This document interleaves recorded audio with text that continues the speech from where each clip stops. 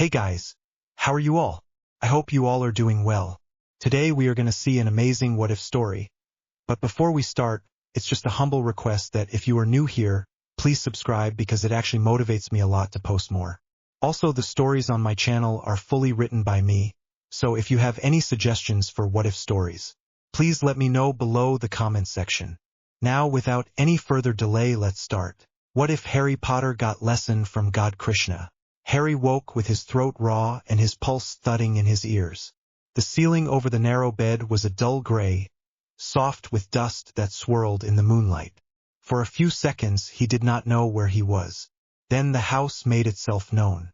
Pipes knocked. Floorboards creaked 2 rooms away. A draft slid along the wall and brought the faint sour smell of old curtains and polish. Number 12 pressed in on him from every side, heavy and old and full of watchers who were not there. He sat up and closed his eyes. Cedric on the ground. Sirius falling. The way the room in the department had gone quiet at once, like someone had taken all the air away. He pressed his palms together and tried to breathe through the tightness in his chest. The effort made his ribs ache. The ache felt better than the images. He got to his feet and found the jumper at the end of the bed. The knit caught on his finger and he had to work it free, slow and patient, as if the small task mattered. He opened the door. The hall beyond was dark except for a thin strip of lamp glow that reached from the stairwell. Somewhere below, the portrait of Sirius's mother muttered to herself in a sleep that never seemed to settle. The house hated everyone and also missed someone. The house was a mood he could not fix. The kitchen was warmer. Someone had left the stove on low. Kettle sat ready. He filled it and set it on the ring, then leaned on the counter and stared at the black window above the sink. His face looked back at him, pale and drawn. A bruise on his forearm had flowered into yellow. He flexed his hand. His scar prickled the way old skin prickles before a storm. He fumbled in the cupboard for a mug and almost dropped it. The clatter made him wince. He set the mug down with care. The spoon clicked against the lip and sounded too loud.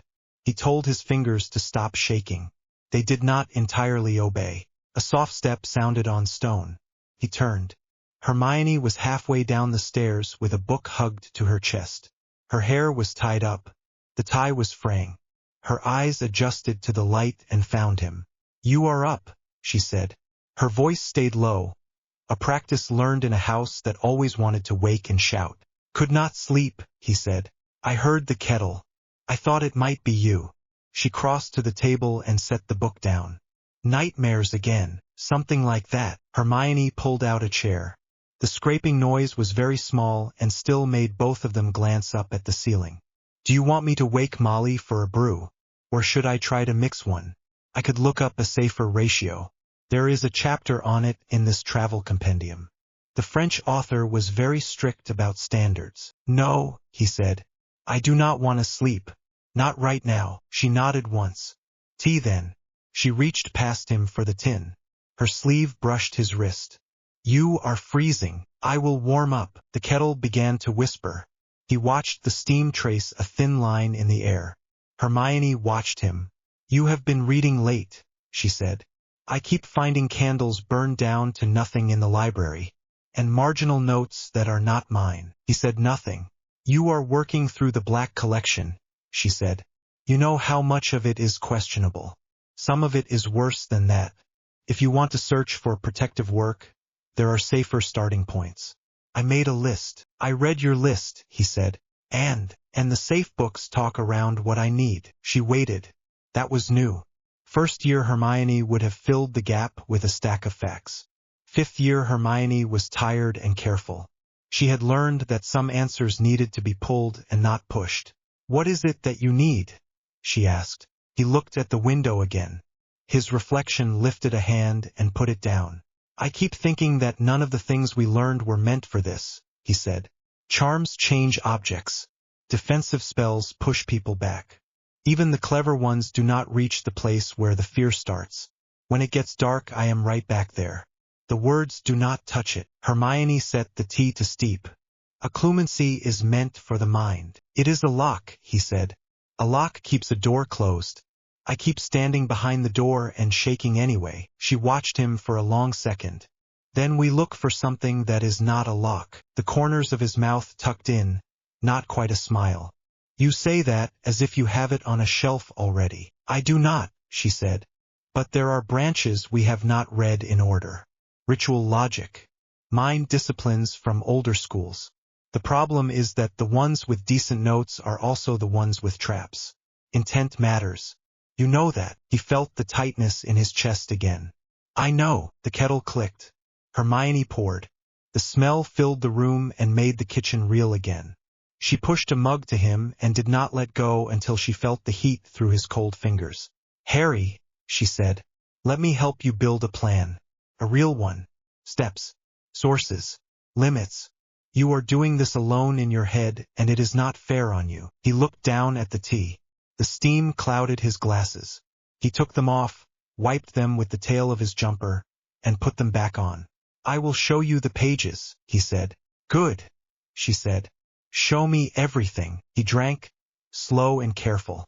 The warmth spread down into the place that had been all hollow. He set the mug down, then picked it up again because it steadied his hands to have something to hold. You should also talk to Ginny, Hermione said, soft now.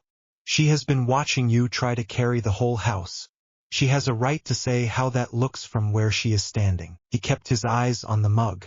You told her to talk to me. I did, Hermione said. I asked her to be gentle about it. He let out a breath he had been holding. She is good at that. She is, Hermione said. She scraped a thumb along the book's worn spine. Do not shut her out and call it protecting her. He looked at the window once more. The paint on the frame was split where heat had dried it over many winters. If he pressed the tip of his finger to it, he would feel the small rise and fall. He knew this because he had done it in other kitchens, in other houses that were not home. Come up in the morning, he said. I will show you. I will be there, Hermione said. They finished their tea without talking. He listened for the house to complain. It did not.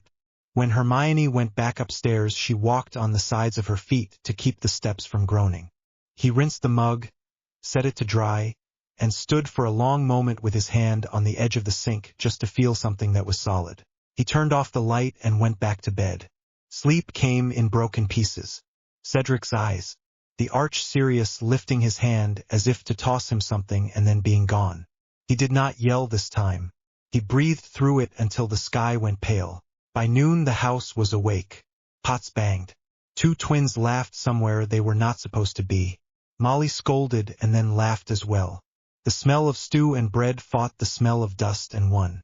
Harry kept to the edges of rooms. He nodded when spoken to and made himself eat a bowl of soup. He did not taste much. He was grateful for the weight of it in his hands. In the early afternoon he slipped into the library. The door was heavy and pulled back with a stiff squeal. Inside, the room was a cave of books and old wood.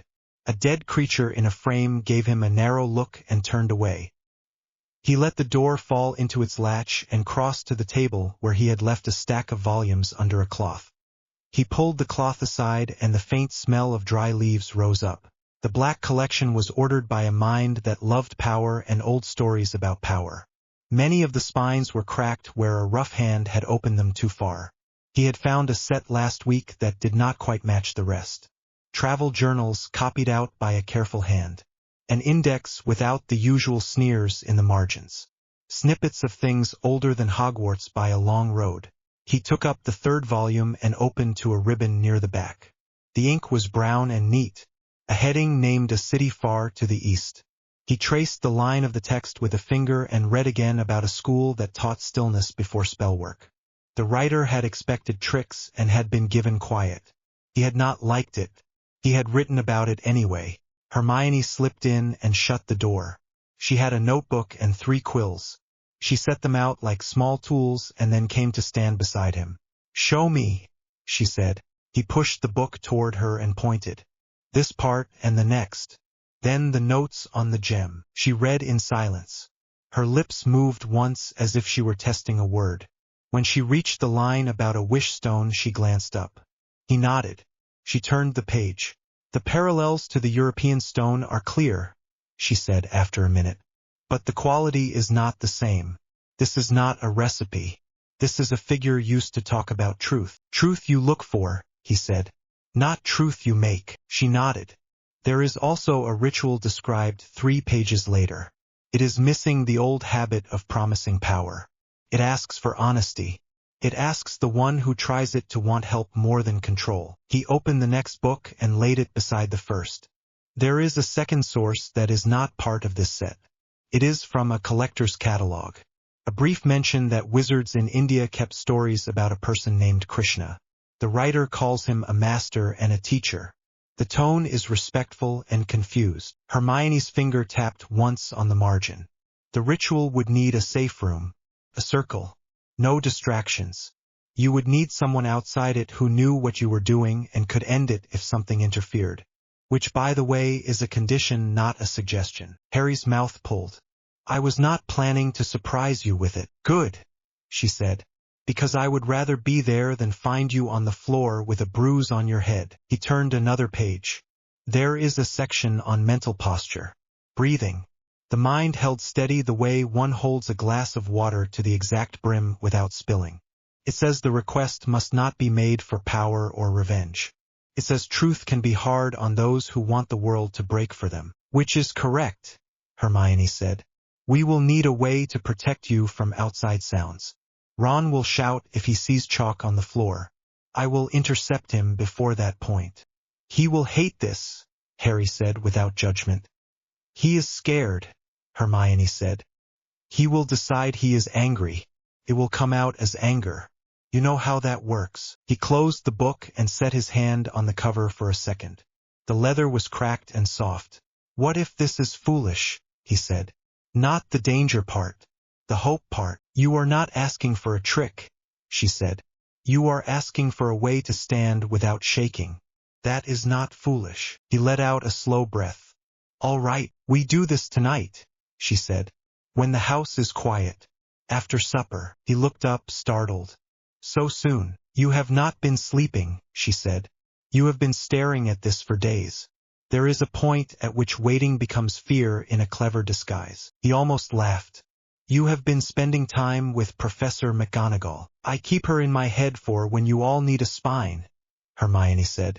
She lifted the next journal. I will copy the instructions to a clean page and mark the parts that are warnings. Then I will rehearse the steps so I can do them by memory if a page flies away.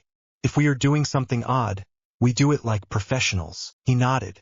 The knot in his chest loosened. Just a little.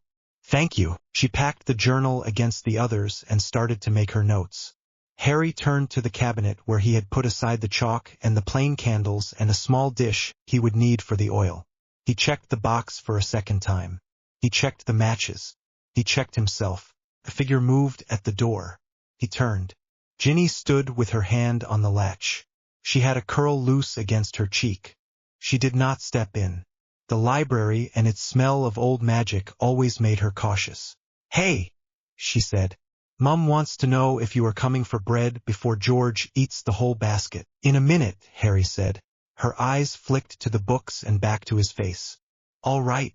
She pushed the door, then paused, and came in anyway. She did not go near the table. She took a slow walk along the shelves as if she could pretend she had come for something else. You have not been in the drawing room all day, she said. Fred and George did the thing with the box that looks like a box. It was actually one of their gag boxes. Surprise. Ron nearly swallowed a soap bubble. Sorry I missed it, Harry said. You would have laughed, she said. She turned, then came closer. The library felt smaller at once, but in a way that did not press on him. She lowered her voice. You were up in the night again. I made tea, he said. I heard, she said. You did not yell. Not this time. She bit the inside of her lip. I am glad for that, though I hate that you have to keep count of it in your head. She looked toward Hermione and then back to him. Are you two doing work that is going to set the curtains on fire? No, he said. We are trying to do something that is quiet. Ginny studied his face. Her eyes were steady and warm in a way that made him want to look away and not at the same time. If it is quiet, she said. Can I be nearby? You do not have to watch me fall apart, he said, and meant it as a kindness. She shook her head. You are not falling apart. You are doing something about it. There is a difference. He felt something like a catch in his throat and cleared it. Hermione will be in the room. It may be better if you are outside it. Not because I do not want you there. Because I do. That is the problem. I need to be able to let go of what you think of me for a little while. Ginny did not flinch. Then I will sit in the hall and keep anyone from coming up the stairs who should not. That includes my brothers. Thank you, he said. Eat first, she said. I am not letting you faint from hunger in the name of spiritual growth. She reached out and squeezed his forearm, quick and sure, and then she turned for the door. At the frame she glanced back and made a face at the stuffed thing in the portrait. He almost smiled again. When she was gone, Hermione made a small note and shut her book. She is right about the bread, she said. Fine, he said. Bread first. Supper passed in its usual clatter. Molly pushed seconds on everyone with a firm hand. The twins argued about whether a toffee that turned people blue counted as a public service. Arthur talked in a low voice to Remus about wardstones and repair work around old door frames. Ron threw Harry a few questions from down the table and frowned at the answers. Ginny watched Ron and then watched Harry and said nothing. Hermione kept her elbows close and her eyes mild and finished fast. When the plates were cleared and everyone began to drift into their evening places, Hermione touched Harry's sleeve. He stood. Ginny stood at the same time as if she had a string tied to the notion. They went up together. The hall was narrow and cool. Sounds from the kitchen rolled up the stairs and then faded as a door closed. On the second landing, Ginny settled on the top step. She had a book to make the waiting look casual. She did not open it. Hermione pushed open the spare room door. The room had a square of bare floor in the center and 2 chairs near the wall. They had moved the trunk and the extra bureau earlier. The window was cracked just enough to let the air flow. The curtains were tied back. The night outside was full of city hum. Harry set the small box on the floor and knelt beside it. He unwrapped the chalk. It left a trace on his fingers. He drew the circle slow, with the care of someone learning to write again. He marked 4 small points along it. He set a candle on each. He put the little dish at the top edge and touched a drop of oil into it. The smell was clean, like cut wood. Hermione checked the list she had made and folded it in 2 and put it under the chair. She spoke quiet and calm. Conditions, she said. You speak no words and make no signs. You do not call for anything that bends fate. You ask to be shown how to act without fear and without hate. If at any point you feel the room slip or you hear someone calling your name whose voice does not sound like me or Ginny, you open your eyes and stop. If anyone opens the door, I end it. If anything touches the circle while you are inside it, I end it. If you start to faint, I get you out. He nodded. Understood. Say what you are asking for, she said. He looked at the candles, then at the space between them. I am asking for true counsel. Not tricks. Not favors. I am asking for a way to stand. Good, she said. That is clear. He stepped into the circle and sat cross-legged. He rested his hands on his knees with his palms up. It felt foolish for a moment and then it did not. He let his eyes soften. He let the air move through his nose and out again until the room grew gentle at the edges. Hermione lit the candles. The small flames tilted and steadied. She sat in the chair with her hands loose and her back straight. Her face was open and attentive in a way that steadied him more than the candles did. The house was quieter now. Far below, a door closed. A clock ticked down the hall. The street outside moaned once with a bus and then settled. Harry let the thoughts come and go without grabbing them. Faces, voices, the arch and the shout he could not forget. He breathed and let the memory run out of sound until it was only an image and then only a color and then only a heaviness in his shoulders that also drained away. He did not try to push anything away. He did not try to pull anything closer. He sat. Time loosened. His awareness narrowed to the circle and his breath and then widened to the room and beyond. There was a second where he felt a pull as if he had stepped off a curb he had not seen. He did not clutch at the feeling. He let it pass. A clean space opened somewhere he could not name. He stayed with it. The air shifted. The room did not brighten and did not dim. Cleared. The place behind his chest stopped shaking. He was no longer thinking about words, so he did not notice the exact moment the words stopped being useful. There was a sense of being looked at by someone who did not need to look. The sensation had no edge to it. No push. No demand. It was like finding that you had been sitting with a good teacher in a quiet room for a long time without knowing you had taken a seat. Harry did not speak. He understood that speech would be small here. He understood that this was not about asking the world to change. It was about seeing it the way it already was and then acting from that. The presence did not announce a name. It did not need to. The certainty settled without weight. A thought took shape as if it had been waiting for him to be still enough to see it. What is my duty when every path has blood on it? The answer did not arrive as a slogan or as a riddle. It felt like being shown a road from very far above. A road is still a road even if you do not like where it goes. A role is still a role even if you would have chosen another.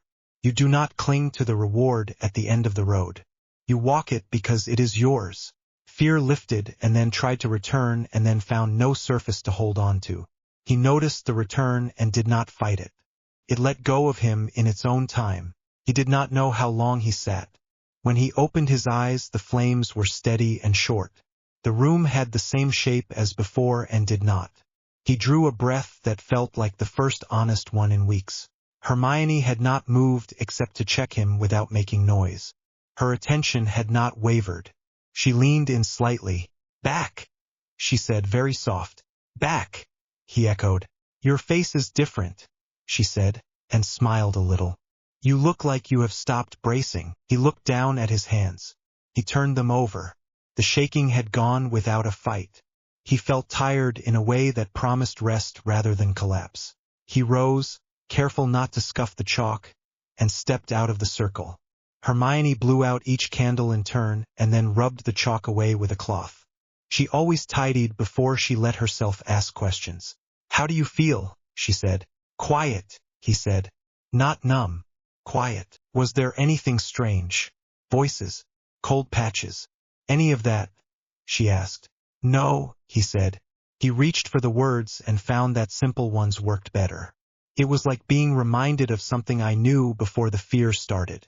That I have a duty and that the duty is not the same as winning. That my job is to act cleanly. The result is not mine." Hermione pressed the heel of her hand to her chest.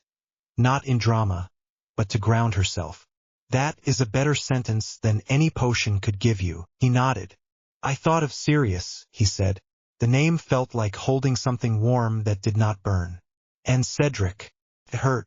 Then it did not hurt in the same way." She studied him. "Can you put it into steps we can repeat? For training?" "Yes," he said. "Stillness first. Then the question asked without grabbing the answer. Then the act of letting the answer be plain and not dressing it up as what I would rather have." Hermione's eyes lit. "I can work with that." A shadow crossed the door. Ginny stood on the threshold. Her hand was on the frame. She was careful not to step over the line where the chalk had been. "Can I come in?" she asked. "Yes," Harry said. She crossed to him. Her gaze searched his face, then dropped to his hands, then returned. She reached up and touched his cheek with a finger as if she were checking for fever. "You are not pale," she said. "You were pale all afternoon." "I feel steady," he said. "Good," she said. "Thank you for letting me stand guard. Your brothers tried the trick with the string again. I swore at them in a very polite way and they went away." "Thank you for that too," he said. Ginny glanced at Hermione. Hermione gathered the cloth and the spent matches and offered Ginny a quick nod that meant, "I will be downstairs in a minute." Ginny moved closer. The small sound of the window sash ticking in the frame filled the space between words. "Do you want company for a while?" Ginny asked. "I can sit with you and not talk, or I can talk about nothing. Your choice." Harry looked at her and felt the pull that had made him push her away so many times. He recognized it now as fear of needing someone more than he needed his own center. The fear itself eased. "Sit with me," he said. "And if I fall asleep, let me." Ginny smiled in relief. "Deal." Hermione stepped past them to the door. She paused and put a hand on the jamb. "I am going to write down what we did while it is clear," she said. Then I will sleep, and you should both try as well. We will, Harry said. Hermione went out. The house gave a small settling sigh. Somewhere 2 floors down. Someone laughed. The sound rose and faded. Harry moved to the wall and slid down until he was sitting on the floor. Ginny sat beside him, shoulder to shoulder. He could feel the heat of her through the cotton of her sleeve. They said nothing for a long time. His breaths evened. The room came to rest around them. After a while Ginny spoke, quiet so the night would not bristle. What did you ask? What my duty is when every path seems wrong, he said. And, she said. And that I do the work anyway, he said. Without rage. Without hoping for reward to make it worth it. Because it is mine to do. Ginny leaned her head against the wall and let out a small breath that sounded like relief. That sounds like you, she said. It did not before, he said. It does now, she said. He tipped his head back and looked at the ceiling. The crack in the plaster made a line that had always bothered him. Tonight it looked like an old mark in a book he meant to keep, not a flaw he needed to hide. I found a reference, he said. A name. KRISHNA. A teacher. The pages suggest that people once asked him for counsel. Not for power. For clarity. Ginny's mouth quirked. You went looking for a grown-up who would tell you the truth. That seems fair. He huffed a small laugh. I went looking for anyone who would not push me around the board. Find out what he would say, she said. Ask until the answers are boring, then keep going. I will hold the stairs. He turned to her. I am going to try a fuller form of the ritual. It needs quiet. It needs me to ask without wanting control. I can do quiet, she said. I can also hit anyone who comes up here with a broom. Both are in my skill set. He looked into her eyes. The calm there did not erase the worry. He sat with it and did not mind. Thank you, he said. She reached out and took his hand. Not to pull, not to cling. Just to sit with it. By the time the house had finished shifting into its night posture, Harry's eyelids had grown heavy. He let his head tip to one side until it rested lightly against hers. She did not move. The quiet settled, simple and clean. He did not dream. Not yet. Outside the window the street deepened into dark. Inside the room the chalk dust on the floor had already blurred under the brush of a sleeve. The circle would be drawn again. For now the air where it had been was still. Down the hall Hermione's quill scratched. She wrote the steps in clear lines and squared each corner. Then she made a second note in the margin and underlined it twice. Ask for counsel, not for control. She blotted the page and closed the book and set it on the chair by the door. When she blew out her candle, the last little smoke curled toward the ceiling and vanished. On the stair, Ginny kept her promise. When Fred and George crept up to see if there was any fun to be had, she looked up from the top step with a level stare that had nothing to do with jokes. They went back down with a whisper and a grin and a quiet respect they would never admit to in daylight. Harry did not know any of that. He slept against the wall with his hand in Ginny's and the first clean quiet in months sitting like a small light in his chest. He did not grip it. He let it be. The spare room already smelled of chalk and lamp oil when the shouting began on the landing. Harry set the last candle in its place and looked toward the door.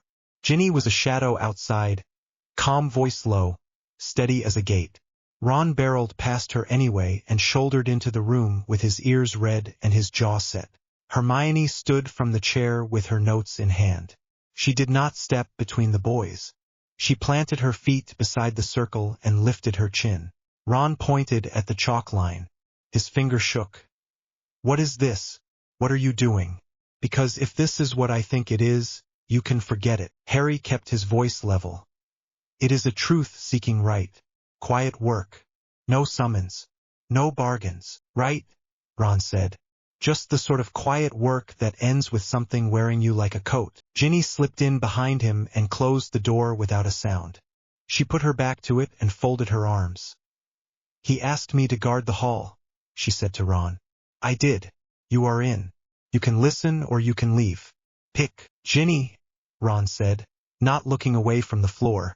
Please. Hermione held up the page she had copied. The ink had already smudged in one corner from being read too many times. There are conditions, she said. No requests for power. No efforts to bend fate. No words spoken once Harry begins. I end it the moment the circle breaks or the room shifts in a way I do not like. I will keep count of time. I will call him back if his skin goes cold or his breath changes in a dangerous way. I will ask questions after. This is as safe as work like this can be and still be honest. Ron pressed 2 fingers to the bridge of his nose and dragged them down his face. Since when do we do this sort of thing in a bedroom? Since the library wakes portraits, Ginny said.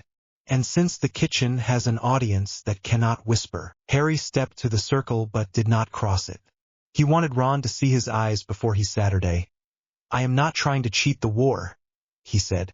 I am asking how to stand up straight in it. Ron stared back, the anger cooling into worry.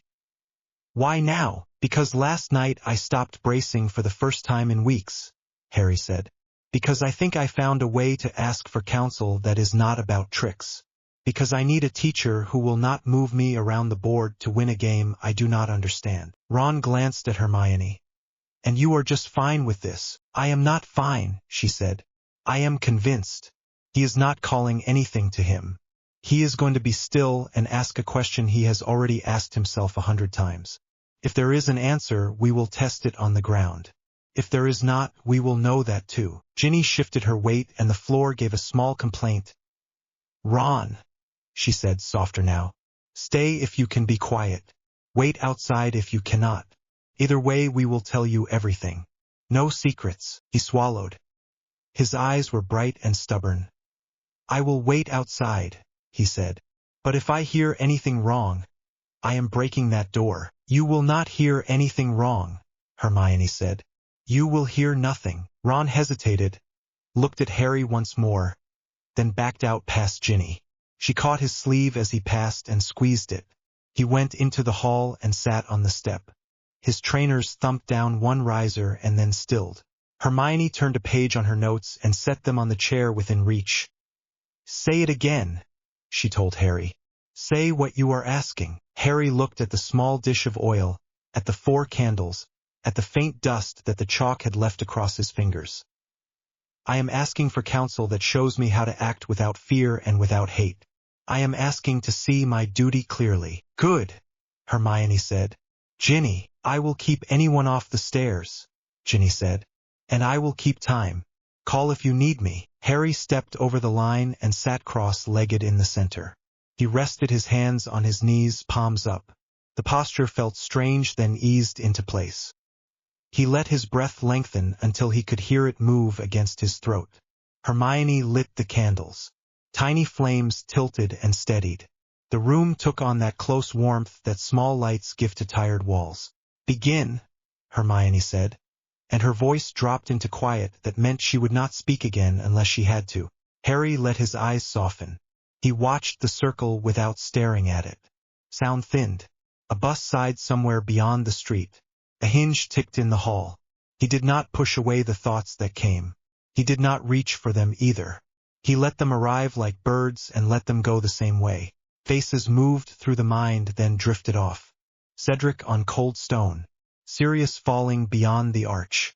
The tight grip of the prophecy that felt like a hand on the back of his neck. He did not clench. He named each thing, not with words, but with a small inward nod. He did not offer any of it to the room as a bargain. Time altered. The candle light flattened and lost its flicker.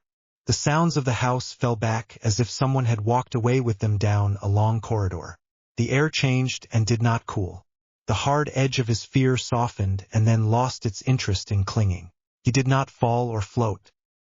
He found himself standing on a level piece of ground that had no walls and yet felt held. The light there had no source he could point to. It was like morning without a sun. The ground underfoot felt clean and old at once. There was the suggestion of a horizon where a pale line met a paler sky. The space was empty and not empty. It had the careful stillness of a school just before the bell rings. A man stood a few paces away. Not a lord on a throne. Not a soldier in bright gear. A youth with clear eyes and the kind of rest that does not come from sleep. There was no badge on him and no wand in his hand. He looked at Harry the way a healer looks, but without pity. There was no rush to speak. There was also no unease in the silence. Harry understood with the same inner nod that this was the counselor he had asked to find. He bowed his head because it felt right to show respect for a teacher. The other inclined his head in return, as if to say that the respect went both ways. When he spoke, his voice sounded like a calm stream. You carry many questions. Choose one and let it be the first. Harry swallowed. The old fear wanted to rummage through the pile and make a mess. He did not let it. I am asked to fight a war, he said. People have died because I could not stop it. I am told that more will die unless I destroy the man who wants to rule. I do not know how to be a person and do this thing. I cannot tell if I am right when I raise my wand. I cannot tell if I am wrong when I refuse. The youth nodded once. You speak of duty. You speak of fear. You speak of the wish to control results you cannot own. All of these are common. You are not strange for feeling them. Listen, actions are yours. The fruits are not. Your work is to act in a way that is clean and firm. You do not get to keep the outcome and put it on a shelf. You do not get to ignore your role and call that peace. Harry breathed. The words were simple and landed like stones in a jar. What if my action hurts others? If you act from anger or from greed, it will poison even a good plan, the teacher said. If you act from clear duty, with care for life and a steady mind, your action will not leave a stain on the soul. This does not erase pain in the world. It keeps your hand from making new chains. Harry thought of the spell he had not cast in the hall of the ministry. He thought of the curse he had wanted to throw at Bellatrix. He felt again how rage had made his vision narrow to a pin. I have been acting from fear, he said, honest now. From the wish to make the fear stop. Yes, the teacher said, not as judgment, only as truth. You feed fear by clinging to the result. You starve it by keeping your attention on the line of the act itself. So you will train the mind to stay where the hand is. You will sit each day until the shake quiets. You will name the shake when it comes. And then you will do the next right thing without reaching past it. Harry looked up. You sound sure. I am sure of the nature of minds, the teacher said. They reach, they rehearse, they regret. They also can be trained to stand. This is work. It is not a gift given to a chosen boy. You will sweat for it. You will fail and begin again. You will like what that does to your magic. Magic, Harry said, surprised. Your art takes its force from intent and from attention, the teacher said. If you remove the waste, the force gathers. You will find that words and would matter less than the steady hand behind them. You will not become immune to pain. You will become less interesting to things that feed on panic. Harry thought of the locket, the whisper that had slid under his skin. The Horcrux, he said. It wants me to break myself. It wants you to believe that you are the voice you hear, the teacher said. You are not. You are the one who hears it and does not move until it passes. Wear it if you must. Let it gnash.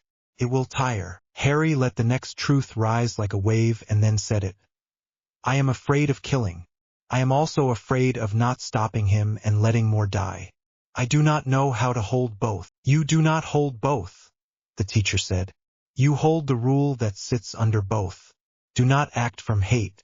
Do not act from a wish to be praised. Do not act to make the pain stop. Act because it is yours to do. If there is force in that act, let it be clean and aimed at the task. If you can spare life, spare it. If you must break, break only what must not continue. Harry stood very still. Will you do this for me? No, the teacher said and smiled. That is not counsel. That is theft. I am not here to put a fine cloak on you and call you safe. I am here to remind you what kind of person you already are when you stop flinching from yourself. There was no shame in that answer. There was relief. Harry wanted to laugh and cry at the same time because the thought that he might not be broken beyond repair felt strange and good. He drew a breath and asked the other thing that had been hammering in his head since the graveyard. What about death? The teacher did not soften his voice. He did not make it hard either. The body changes. The one that knows the change does not. You have touched this truth at the edge of sleep and in grief when it breaks open and lets light through. Trust it with your spine, not just your head. The fear that rules your enemy comes from his lie about this. You will not share that lie. It will cost you less. Harry closed his eyes. His throat hurt.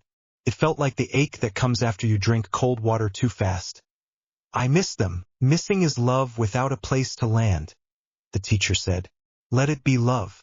It will stop trying to be a chain. They stood together in the not room while Harry let that settle. When he opened his eyes again, the teacher was watching with calm attention. How will I know if I am doing it right? Harry asked. You will feel clean afterward even when the scene is ugly, the teacher said.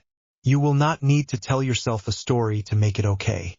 You will be tired in body and the mind will not claw at itself. Harry nodded. Will you speak to me again? I am not going anywhere, the teacher said. You will come here any time you can sit still long enough to notice that you are already here. The door only looks shut when you are running. Harry took that in with a small, grateful smile. Thank you. Do your work, the teacher said. The rest is noise. The light on the ground grew thinner at the edges, not darker, just further away. Harry felt the small pull behind his ribs that meant he was going back. He did not try to stay. He did not clutch at the quiet. He let the place be what it was and let himself be drawn. The smell of warm wax returned first, the hiss of a lamp in the hall, the tick of the window sash, then the ache in his knees from sitting. He opened his eyes. The candles were lower. Hermione was where she had been, eyes on him, hands loose, ready to move. Back, she said, very soft. Back, he said. She leaned forward. How long did it feel? I do not know, he said. Not long. Long enough. Ginny opened the door just wide enough to look in. Ron was behind her with his hands shoved into his pockets. Is he all right? Ron asked. He is fine, Hermione said. Do not step on the chalk. Harry lifted his feet and stood with care. He stepped out of the circle and away from the line so Hermione could clear it. She pinched each flame out and the last candle sent up a thin twist of smoke. Ron stayed in the doorway as if the room were a museum and he was not sure what he was allowed to touch. So, he said, did you meet your ancient friend? Harry looked at him. I met a teacher, he said. He did not cast a spell for me. He reminded me how to be a person while I do the work. Ron let out a breath he had been holding without meaning to. Sounds like McGonagall with better manners. Harry smiled with the corner of his mouth. Something like that. Ginny slipped inside and stood on Harry's left. The heat of her arm eased the chill that always came after concentration. What did you ask first? She said. What my duty is when every path seems to draw blood, Harry said. He said the same thing in clearer words. Act cleanly. Do not grip the end. Do not use rage to make yourself brave. If force is needed, use it without poison. Then stop. Hermione had the cloth in her hand. She wiped the chalk from the floor with brisk strokes. Did he say anything about the Horcrux? She asked. He said it wants me to believe I am the voice I hear, Harry said. I am not. I am the one who hears it and waits until it passes. He said it would tire. Ron reached up and scratched at his hair and then dropped his hand when he saw Hermione notice the gesture. This sounds like something you can try without turning yourself inside out, he said. It is, Harry said. It is not easy. It is practice. Ginny's mouth quirked. You like hard practice, she said. You like it because it is honest. He glanced at her. He could not help the warmth that rose in his chest at the way she said it. I do. Hermione folded the cloth and set it on the chair with the notes. I want to take down what you felt and what you were told while it is clear, she said. I will use plain words. Then I want to make a small plan for training. Daily. Short sits. Breath counts. Naming and letting pass. We will test the mind hold against simple spells. Finite and legilimency drills if Snape can be handled safely. I will keep watch each time until we trust the process. Ron grimaced at the last idea. I am not keen on Snape anywhere near this. Nor am I, Hermione said. It is a thought for later. For now we test with what we have. We can set ground rules with Remus if he will help. He knows how to read a room. Ginny nodded. I can run interference downstairs. Fred will be curious. George will be worse. I can keep them busy with a deck of cards and a mirror that makes their ears look like cauliflowers. Ron tried not to smile and failed. Do not tell them where you got the mirror. I would never, she said. Harry rubbed a hand over his face and felt the grit at the corner of one eye. Tired, yes. Not spent. His mind did not have that scrape to it that had become too familiar. There was a clear line from thought to hand. Can you handle me asking something you do not want to hear? Ron said to him, sudden now, as if he had been holding the words back since the hall. Say it, Harry said. What if you are just calmer? Ron said. What if this makes you slow? We are going to need you fast. Harry considered. He felt the pull to defend and did not obey it. If I drift, you grab me, he said. If I start using this as a way to avoid hard choices, you tell me to stop hiding. I am not trying to float above the fight. I am trying to get the shake out of my hand so I can aim. Ron looked at him for a long moment, then nodded once. All right, I can live with that. Hermione lifted her quill. Tell me the sentences you remember as they were said, she told Harry. I do not need poetry. I need the bones. Harry repeated them as best he could. Simple lines. Actions are yours. The fruits are not. Do not use rage to make yourself brave. Hold to what sits under both questions. Do not make new chains. Hermione wrote each one on a clean page and left space below for notes. She numbered the lines with words instead of digits to keep the page neat, then added examples from what they had already lived through. Ginny watched the quill move and smiled at the way Hermione's mouth went tight when she needed to think. Do we tell the order? She asked. Hermione kept writing. Not yet. If we tell them, they will either try to stop it or try to own it. Neither is helpful. Ron nodded in grudging agreement. Also, the twins will want to bottle it and sell it as a tonic for nerves. I will burn the shed before I let that happen, Ginny said. Harry turned to the window. The street below had a wet sheen and caught the light from a lamp across the way. He could hear faint laughter 2 floors down and the clink of a pot set on the hob. The house did not feel like it was watching him as much. It felt like a thing that could be walked through instead of a weight he had to lift. Tonight, he said. I want to try again. Not for long. I want to ask the second question while it is close. Hermione capped the ink. What is the second question? How to act when someone I love is in the way of the clean choice, Harry said. I want to know what to do when the path and the person are tugging my arms in different directions. Ginny's eyes softened. Say it to me after you ask, she said. Even if I do not like the answer. He met her gaze. I will. Ron shifted his weight. If you need me to sit on the stairs again, I can manage that without kicking the door in. We will take turns, Ginny said. You cannot have all the guarding. I need something to do that is not throwing hexes at our brothers. Hermione stacked the notes and straightened the corners. Food first, she said. Then the second sit. Then sleep. All of us. We will be no good to anyone if we run ourselves flat in our heads before the hunt even starts. They left the room in a line. Hermione clicked the lamp off. Ginny pulled the door until it shut with a soft catch.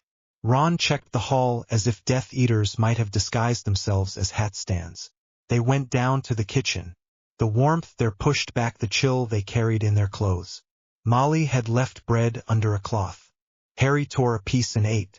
The plain taste was a comfort.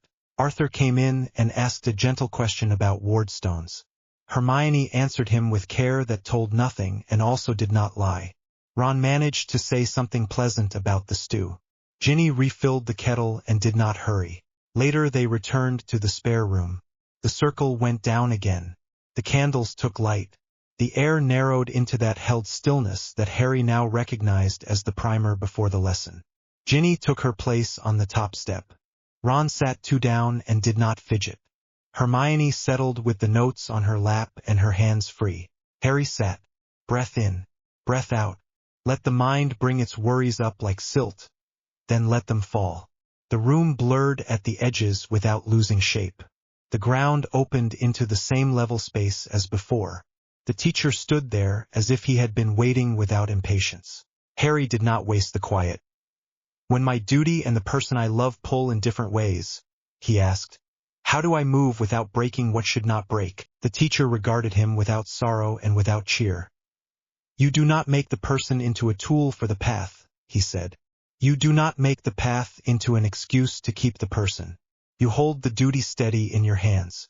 You hold the person with an open palm. If the two can be carried together, you carry them. If the two cannot, you set down what is not yours to hold. Love that clings is fear. Love that steadies is service. That sounds like losing, Harry said. Sometimes you will feel loss, the teacher said. That feeling is not proof that you have failed. It is proof that you are not trying to turn the world into a shape that flatters you. Harry closed his eyes and saw Ginny on the step, arms folded, ready to swing a broom at the first brother who came near. He saw Hermione with her pen straight in her fingers and ink on the side of her thumb. He saw Ron pretending not to look worried and failing. I do not want to use them to hold myself together, he said.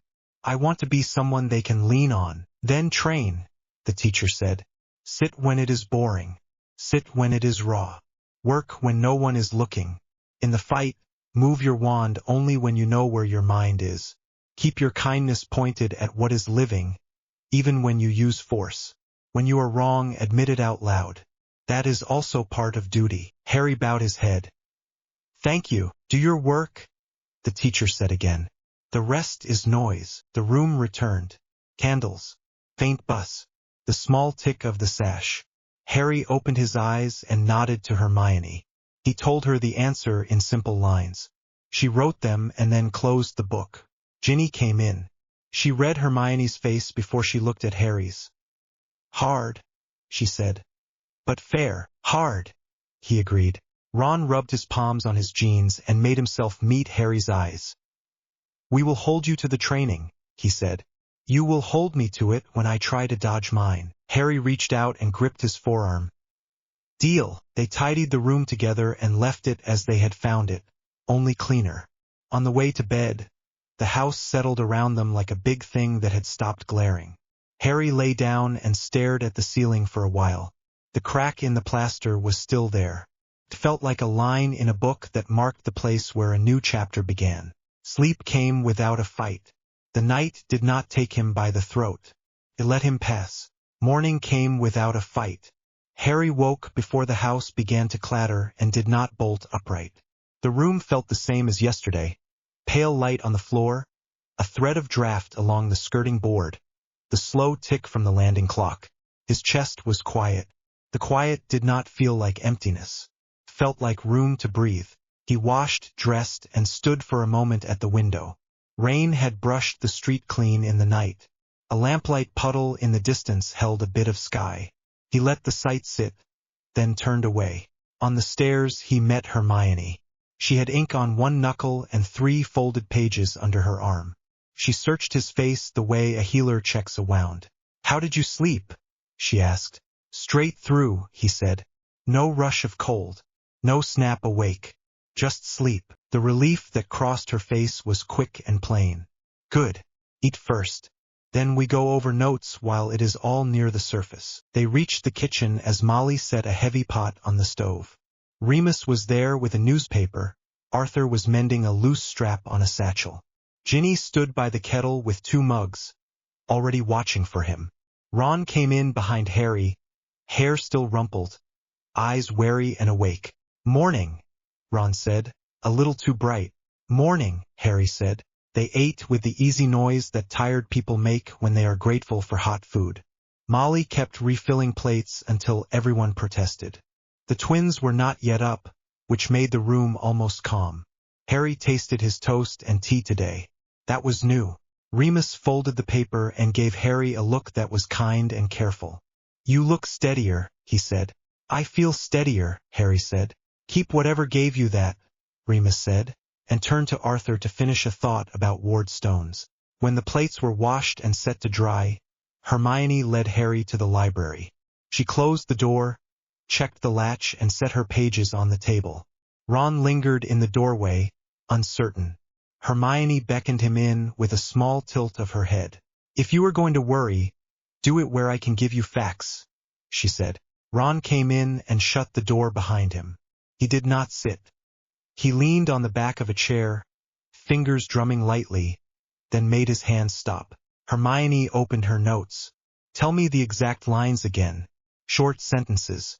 No extra words. Harry repeated what he could remember from the night before. Actions are yours. The result is not yours to hold. Do not use rage to make yourself brave.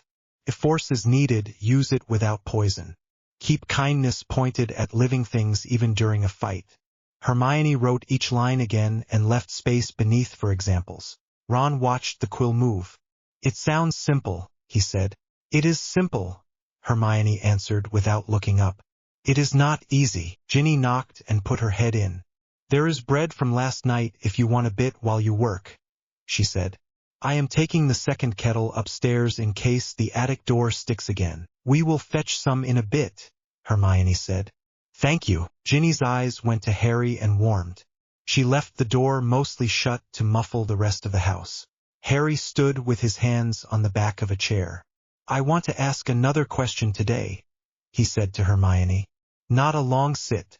I want to ask about death directly. I can feel the edges of the answer. I want to be sure I am not inventing a comfort. Hermione set the quill down. We can do it after lunch.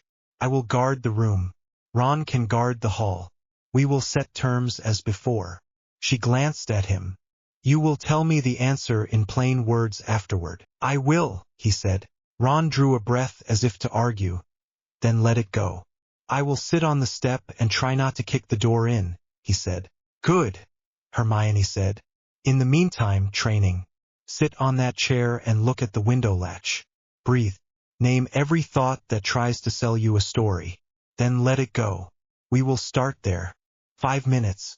Then we will try a simple charm without a wand. Nothing showy.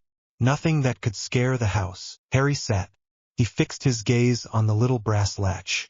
The thought rose. Cedric in the cold light of the graveyard.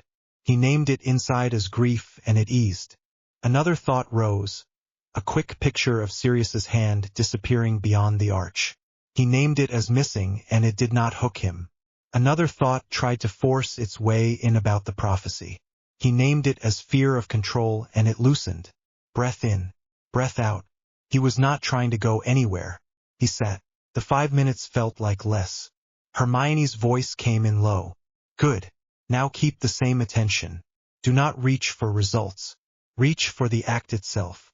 She set a quill on the table 2 spans from his hand. You will ask the quill to come to your palm. No word. No wand. If it does not move, the failure means nothing. If it twitches, you will not chase the twitch. You will return to the breath, then ask again. I will watch your hands and your face. Harry looked at the quill. He did not lean toward it. He set his hand palm up. He asked without words, the way you ask your own fingers to curl. The first try did nothing. He did not make a story about that. He breathed and asked again. A tiny roll under the feather. He did not grab at the hope. Third try. The feather tilted, then slid the smallest distance and tipped into his palm. He let it lie there. He felt the small rush of delight and did not cling to it. It faded into a clean sense of yes. Hermione's smile started in her eyes. Again, she said. He set the quill down, returned to the breath, then asked. The quill slid a fraction, then a little more and settled into his hand like a bird that had decided, after watching for a while, that he looked safe enough. Ron exhaled. That did not look like a trick, he said. It was not a trick, Hermione said. It was attention without noise. That was very good. Harry set the quill back once more. He did not push for a bigger show. He did not rehearse a speech to anyone about what he had done. He only nodded and stood. Let us stop there, Hermione said.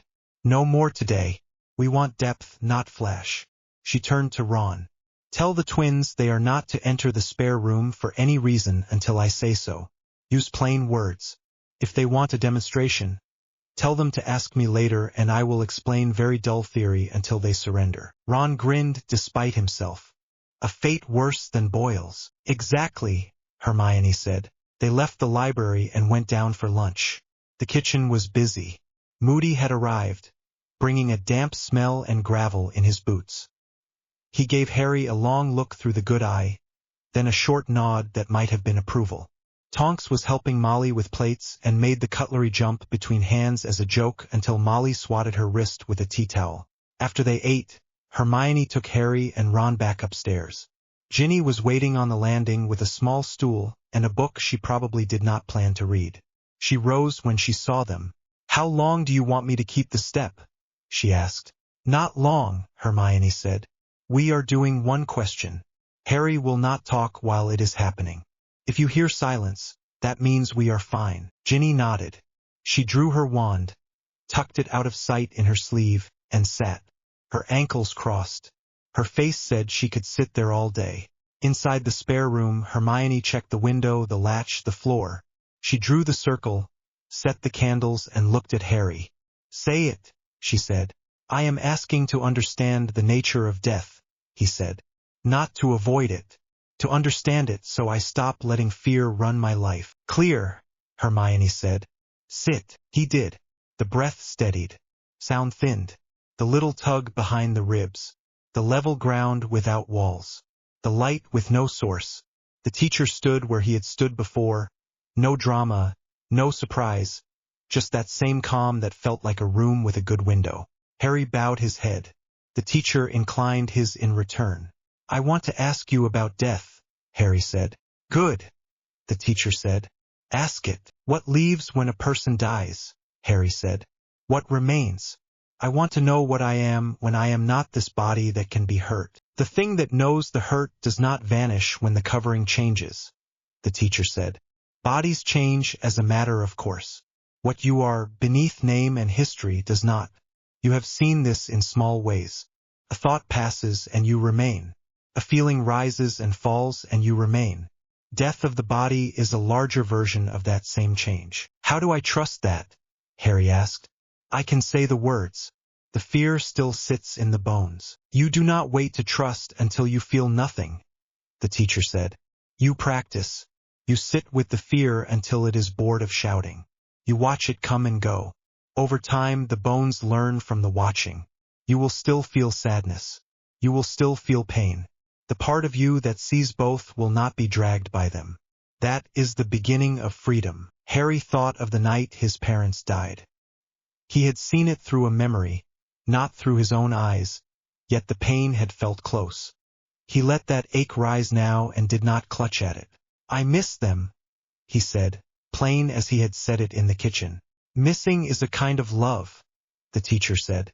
"When you stop trying to make it into a chain, it can stand quietly beside you. Then it steadies the hand rather than breaking it." Harry nodded and looked up. "The man I have to fight has tried to tear himself away from death. He broke his own soul to keep this body walking. What do I do with that knowledge?" "You hold the truth and you act," the teacher said. His fear made him violent and cunning. "Your clarity will make you firm and simple. When you can spare life. When you cannot end the harm. Do not add bragging to your task. Do not add cruelty. Act and be done." "The last time I walked toward him, I did it with a head full of noise," Harry said.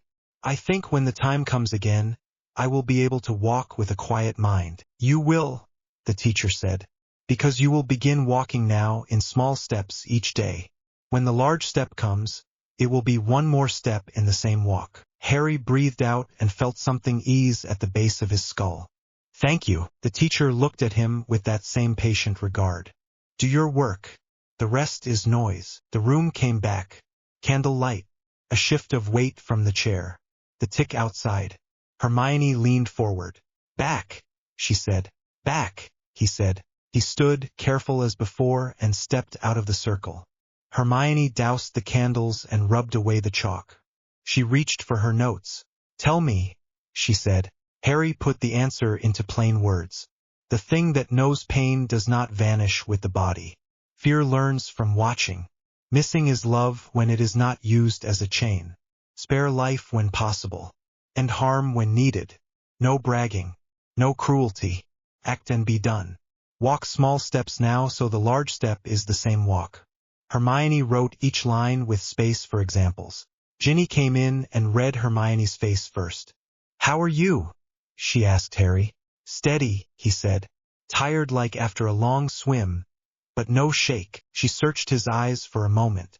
"Will you talk to me later?" she asked. "No rush. I want to hear it in your words." "Yes," he said. Ron was at the door with a look that meant he had 12 questions and would ask 3. "So death is not the end," he said, almost challenging. "The body ends," Harry said. "The part that knows does not. That is the best way I can say it without pretending I am reading from a book. I will still be sad. I will still miss people. I will not let the missing run my hands." Ron looked at the floor, then back up. "That sounds like something I can carry without it breaking in my pocket," he said. Hermione closed the notebook. "Good. We stop here for today. Training again in the evening. Short sit. Then a very small practical test." They left the room together. Ginny resumed her post on the step while Ron went to chase the twins from the corridor that led to the spare room. Hermione went to the library to copy her notes into a cleaner form. Harry went down to the kitchen for water and to let his mind rest on simple noise. Later, when the house had thinned to a few voices and the lamps made islands of light, Hermione found him at the table with a book he was not reading. She set a candle down and took a seat. "One more small practice," she said. "No show. Just a yes or a no. Move the flame without blowing on it. The smallest sway will be enough." Harry held the same quiet as before. He did not reach for the end. He watched the flame until the eye stopped trying to grab it. He asked the air around it to move. The flame leaned, then steadied. He let out a breath and did not smile like a winner. He nodded once and looked at Hermione. "That is enough," she said. "No more tonight." Ron appeared in the doorway with a plate of biscuits that Molly had hidden behind the flour tin. He offered the plate and tried to look innocent when Hermione raised an eyebrow at the theft. "Found them by accident," he said. "Of course you did," Hermione said. Harry took one and broke it in half. The taste was simple and good. It was the kind of taste that made the world feel possible. "Walk with me," Ginny said from the hall. They left the kitchen and went up to the drawing room, which was empty for once. The curtains were tied back. The old sofa had a dip on one side where people always sat. Ginny crossed to the window and rested her hands on the sill. Harry stood beside her.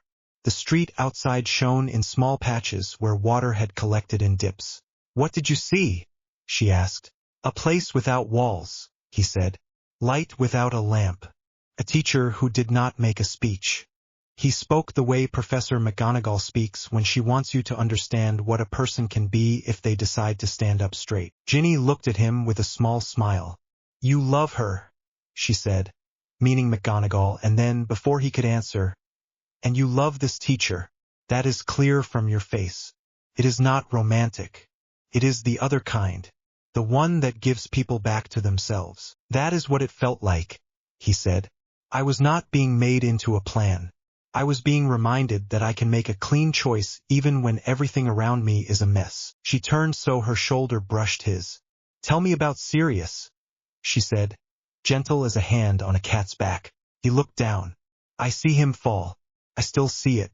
I think now I can let the picture be what it is without trying to claw the wall down. I can let the love be love. It does not have to be a chain." Ginny's eyes shone a little. "Good," she said.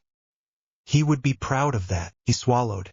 "I hope so." She reached up and touched his cheek, one finger near the jaw. The touch was light and sure. "I am proud of it," she said. "You are easier to stand next to today. Not because you are quieter. Because you are not fighting the air." He let out a breath that turned into a small laugh. "Do I fight the air that much?" "You did," she said. "You were always ready to push something you could not see. It made me sore when I watched it. I wanted to help and I could not." "I am sorry," he said. "I am not asking for sorry," she said. "I am saying it is better now." He nodded. Every word in the room felt earned. "May I kiss you?" he asked. "Yes," she said at once, no flourish, no tease. He leaned in, slow so she could meet him or move away. She met him without hurry. The kiss was steady and warm. No rush, no hand grabs. The room around them stayed still. When they drew apart, Ginny rested her forehead against his for a moment, and then stepped back with a smile that looked like home. I will let you sleep before the house wakes, she said. Tomorrow we will both be on guard again. For now you get 5 minutes where nothing is coming through a door. Thank you, he said. Eat another biscuit, she said, which made him laugh again. They went back down so he could do exactly that. Ron had left only 2 on the plate by then, which felt very much like Ron. Hermione had tucked her notes away and was drinking a cup of tea that had gone cool. Training tomorrow, she said. Short sits. Then one small spell tried with attention. I will write a plan on a card and tape it inside the wardrobe so you can see it each morning. Do not use tape on old wood, Molly said from the stove without turning. Use string and a clip. I will do that, Hermione said, and her mouth tucked in with amusement. Harry did one last walk round the lower hall, not to check windows, only to move his legs and let the day settle in his bones. The portraits muttered to themselves. A stair creaked under Remus's step 2 floors above. The house felt less like a judge and more like a place where people slept. He went to bed and sat for 5 slow breaths at the edge before he lay down. Cedric came to mind and he let the picture pass. Sirius came to mind and he let the ache sit without tearing. The fear that always waited at the edge of the dark did not leap. It watched and then lost interest. He slept. In the morning, before anyone else stirred, he tried the quill again, alone at the table. He did not reach for the result. He set his palm up and asked. The feather slid across the wood and settled in his hand. He put it back and did not teach himself to expect it. He put water on to heat and waited for the first sound from the stairs. Hermione came in with a cardigan thrown over her shoulders and a look that said she had already been awake with a book and a plan. She saw the quill, then his face, and she knew. Good, she said. Breakfast. Then we go again. Ron came in with hair pointing in wrong directions and reached for the bread before it was cut. Ginny came in behind him and swatted his hand with a butter knife that had no butter on it yet. Molly told all of them to sit. Harry sat where the light from the window fell on the table. He wrapped both hands around his mug and listened to the talk move around him. The quiet in his chest stayed. It was not dramatic. It was work. It was enough. Morning drills came first. No speeches. No flourishes. Harry sat on the spare room floor with his back straight and his hands loose on his knees.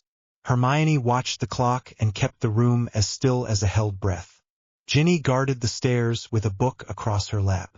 Ron ran interference with anyone who wandered too close. Harry let thoughts rise and pass. Fear tried its old tricks. It waved Cedric in cold light.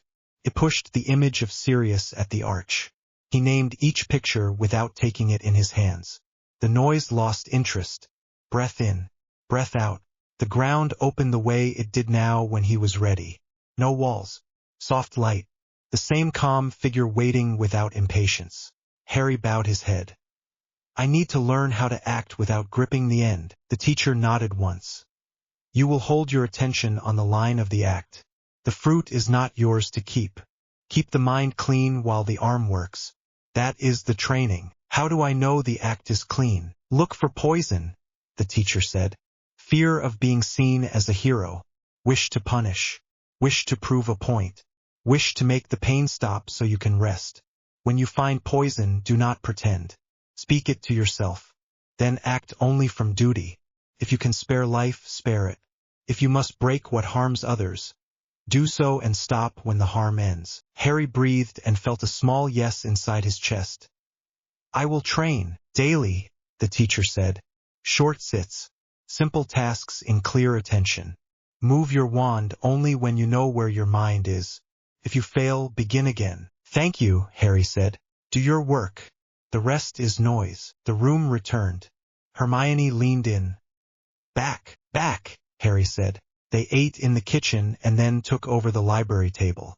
Hermione drew a square on a blank card and wrote training at the top in neat letters. No more than 4 lines. Sits. Attention on act. Wandless practice in small tasks. End each session with a plain sentence of intent. Ron read the card and grunted. This is the first plan you have made that does not make me want to run. It is not meant to be pretty, Hermione said. It is meant to hold. Ginny came in with 3 small cloth pouches and set them on the table.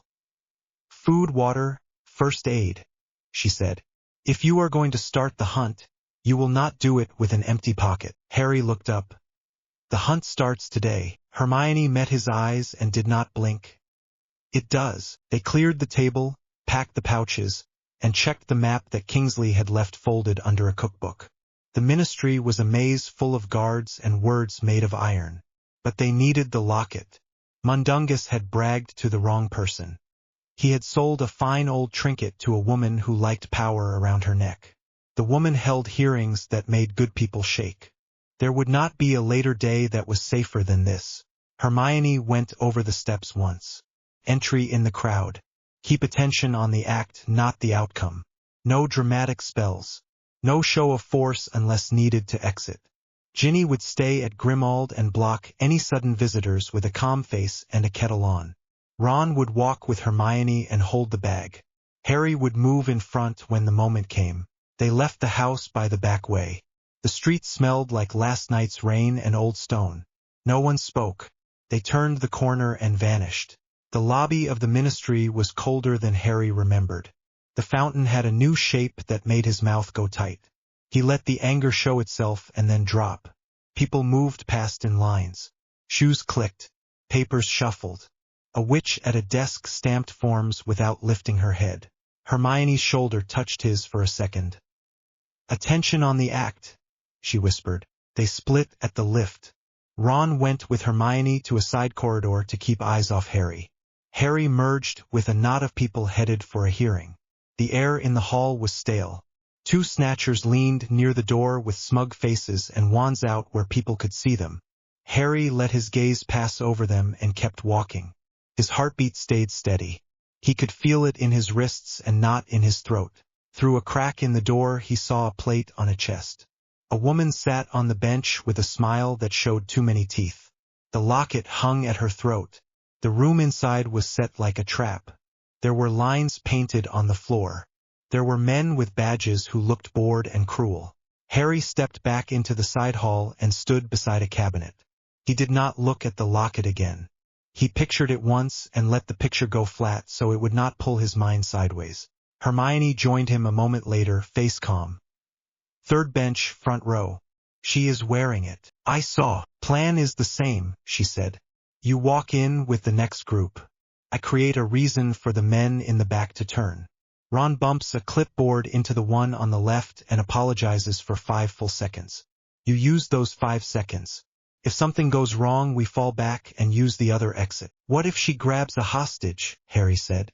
"She is the sort who would." "Then you stop her hand," Hermione said, simple and firm. "Harry, stay with the act." He nodded. The next group came down the hall. Faces pale. Eyes hard. One man kept his mouth set in a line so it would not tremble. Harry folded into their shape and went through the door with them.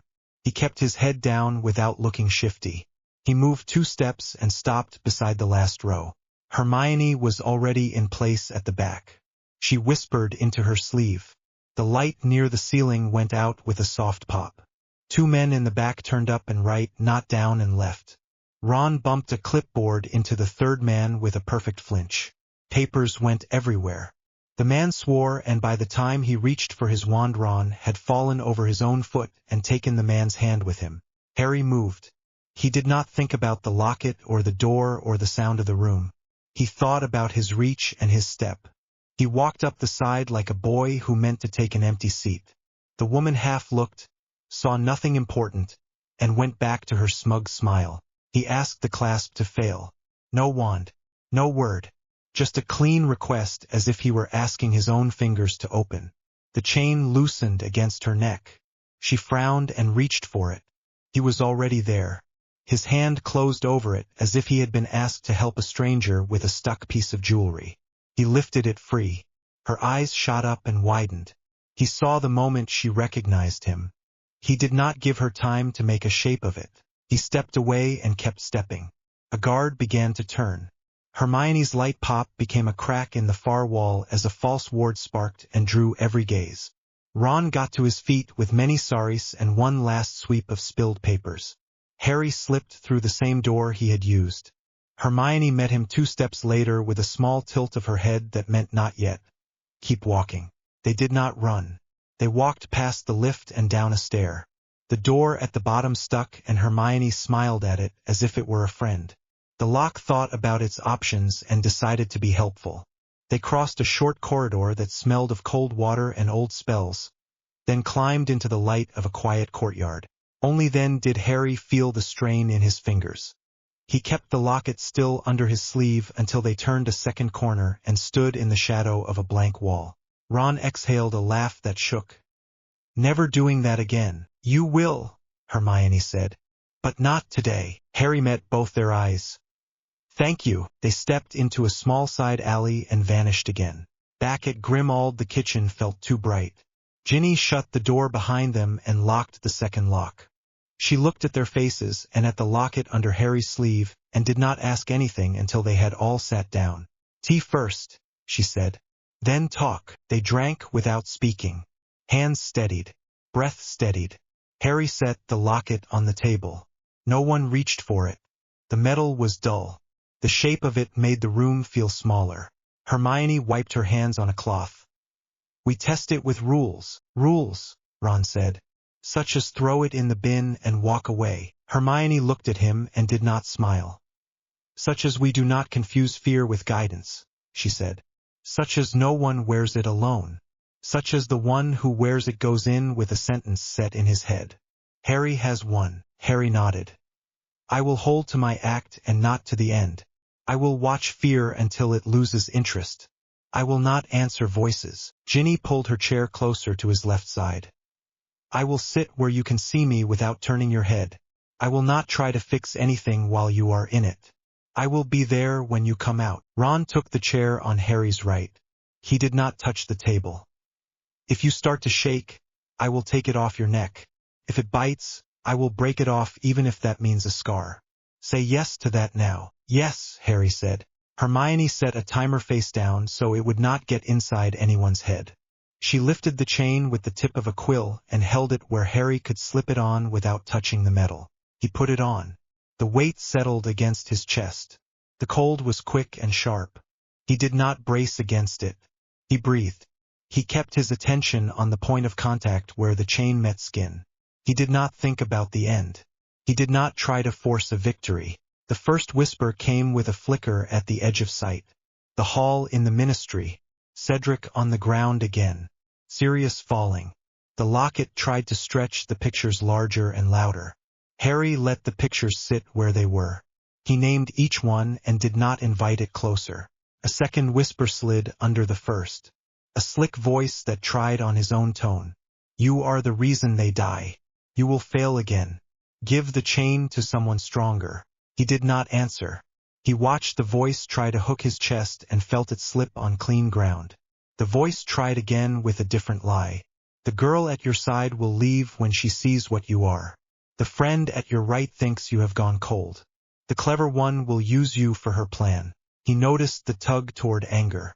He did not follow it. He let the tug show itself and pass like a twitch in a muscle. The voice got louder and then thin. It tried to show him Weasley lying in the mud. It tried to make Hermione say cruel things in his mind. It tried to turn Ginny's warm hand cold. The images did not land. They looked like bad plays with bored actors. Harry breathed and set his attention on the act. Do not answer. Do not reach. Do not run. The chain lost its chill. The weight felt like any other piece of metal. A long minute later the voice was not a voice. It was a hiss with no words. "Time," Hermione said. Harry touched the clasp and lifted the locket free. His fingers were steady.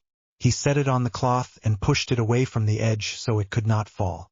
He sat back and let his shoulders drop. Ron was already leaning in. "What did it do?" "Wanted me to believe I am the voice I hear," Harry said. "I am not. I watched it talk until it bored itself." Ginny studied his face. "You did not go away," she said. "No," he said. "I stayed." Hermione wrote 2 lines in the margin of her notes. She looked at the locket without flinching. "We can work with this." They wrapped the locket in cloth and put it in a box with a charm to scream if anyone moved it without saying the agreed word. Hermione set the box in the cupboard behind a row of dull tins with old labels. Ginny wrote the agreed word on a slip and tucked it into her pocket. The room eased. People came and went on daily business. Arthur returned with a squeak in his boot. Molly asked if anyone had seen her best wooden spoon. Remus arrived late and quiet and took tea at the end of the table. When the house thinned again, Hermione motioned to the drawing room. The three of them sat where the light fell in a long stripe on the carpet. She turned to Harry. "Ethics," she said. "We are going to run into people who are doing harm because they are scared. We are going to run into people who enjoy it. We need to decide how we move. Spare when we can," Harry said. "End the harm when we must. No show. No rage. Clean act and stop." Ron rubbed his knuckles and stared at the floor. "What if someone deserves worse?" "Deserve is not our job," Harry said. Ron looked up. He did not like the sentence. He also did not argue. "Fine. Then tell me what that looks like outside the house." The test arrived sooner than any of them expected. A woman from the street came at dusk to the back door with her hands shaking and her voice in a half-whisper. She knew Remus by sight. She had words about a small shop off a lane that had started to serve as a safe room for quick meetings. She had been told to help a masked man or lose her brother. She had done as she was told and then could not sleep. Remus brought her to the kitchen. She spoke into her cup while she warmed her fingers on it. Harry listened without judging her voice. He thanked her and asked her to stay in the kitchen with Molly and Ginny. He stood. Hermione stood with him. Ron stood too. They walked the lane in coats with collars up. The shop smelled like paper and damp wood. A bell ticked once and no one came out. Hermione checked the hinge. Ron checked the window. Harry checked his breath. The back door was propped with a brick. Inside the back room, a boy no older than them sat on a crate with a wand across his knees and eyes that tried to be hard. He stood when they entered and hid his flinch. "Evening," Harry said. "We want the names and times you have been given. We are going to close this place without hurting you." The boy swallowed and lifted his wand. "You do not get to say what happens." "You are right," Harry said. "I get to say what I do. I will not curse you. I will stop you if you try to hurt my friends. Decide." The boy's breath hitched. His eyes slid toward the side door as if a friend might appear. No one did. He pushed a little power into his wand. The tip shook. Hermione did nothing dramatic. She held her hand out with her palm up, empty. "We can make it shorter and less painful," she said. "Tell us what you know. We will walk you to the corner and tell you to go home. Or you can try to impress a man who sent a child to hold a back door." Ron stood a pace to Harry's right. He kept his hands loose at his sides. He did not sneer. He did not puff himself up. The boy made the choice all at once, not in stages. His wand came up and his mouth opened on a curse that would have burned something they would have had to live with. Harry did not let fear make his hand shake. He pushed a soft shield without a word. The curse met the shield and died with a dull thud that made the crate rattle. The boy stared at the space where his bravado had been. Harry stepped in and took the wand with 2 fingers. He did not twist the boy's wrist. He did not bark a lecture. "Name," he said. "Dawson," the boy said, eyes wet with relief and shame. "They told me to keep the door. They said they would check. They never do. I hate this." "Go home, Dawson," Harry said. "This place is closed." Dawson nodded. Hermione took the list from the crate and folded it. Ron watched the lane while the boy slipped out and did not look back. Then the 3 of them went through the room with plain efficiency.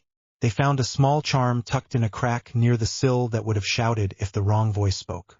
Hermione lifted it with a murmured word and pinched it dead.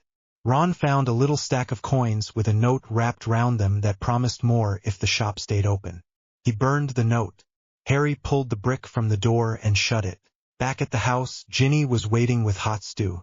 They ate with that deep hunger that comes after a task done with care. When they finished, Ron wiped his bowl with a crust and sighed. "That is what you meant," he said. "Yes," Harry said. Hermione laid the folded list on the table. "These are the people the boy knew by first name. We will quietly warn them not to come here. No letters. Face-to-face only." "Kingsley will want to know," Ron said. "Kingsley will hear it from Remus," Hermione said. We do not hand this to the order like a gift. We let it fit into their work where it helps. The house settled for the night. Ron drifted off to the parlor to pretend he was not watching the door. Ginny cleaned the pot while Harry dried. Hermione left her notes near the stove to catch a bit of warmth and dry the last streak of ink. Later, in the spare room, Harry sat for a short evening drill. He did not try to return to the lighted ground. He kept it simple. Breath. Naming. A small wandless task to test attention. The candle flame leaned and steadied. He did not chase it. He let it be. When he finished, Hermione was at the door. "Thoughts on Dumbledore," she said. Harry sat back against the wall. "He did what he did to win. That is honest. The part that hurt was the way he hid the cost. He acted from an attachment to the end. I will follow the parts of his plan that fit the duty. I will not treat people like pieces even if that gets me there faster." Hermione's face showed relief and sorrow at once. "That will cost you. I will pay it," he said. She nodded and left him to quiet. Ginny came a few minutes later and sat beside him. "Your hands are steady," she said. "They feel steady." "You chose not to lecture the boy in the shop," she said. "He already knew," Harry said. "I did not need to make a speech to feel tall." She smiled and rested her head on his shoulder.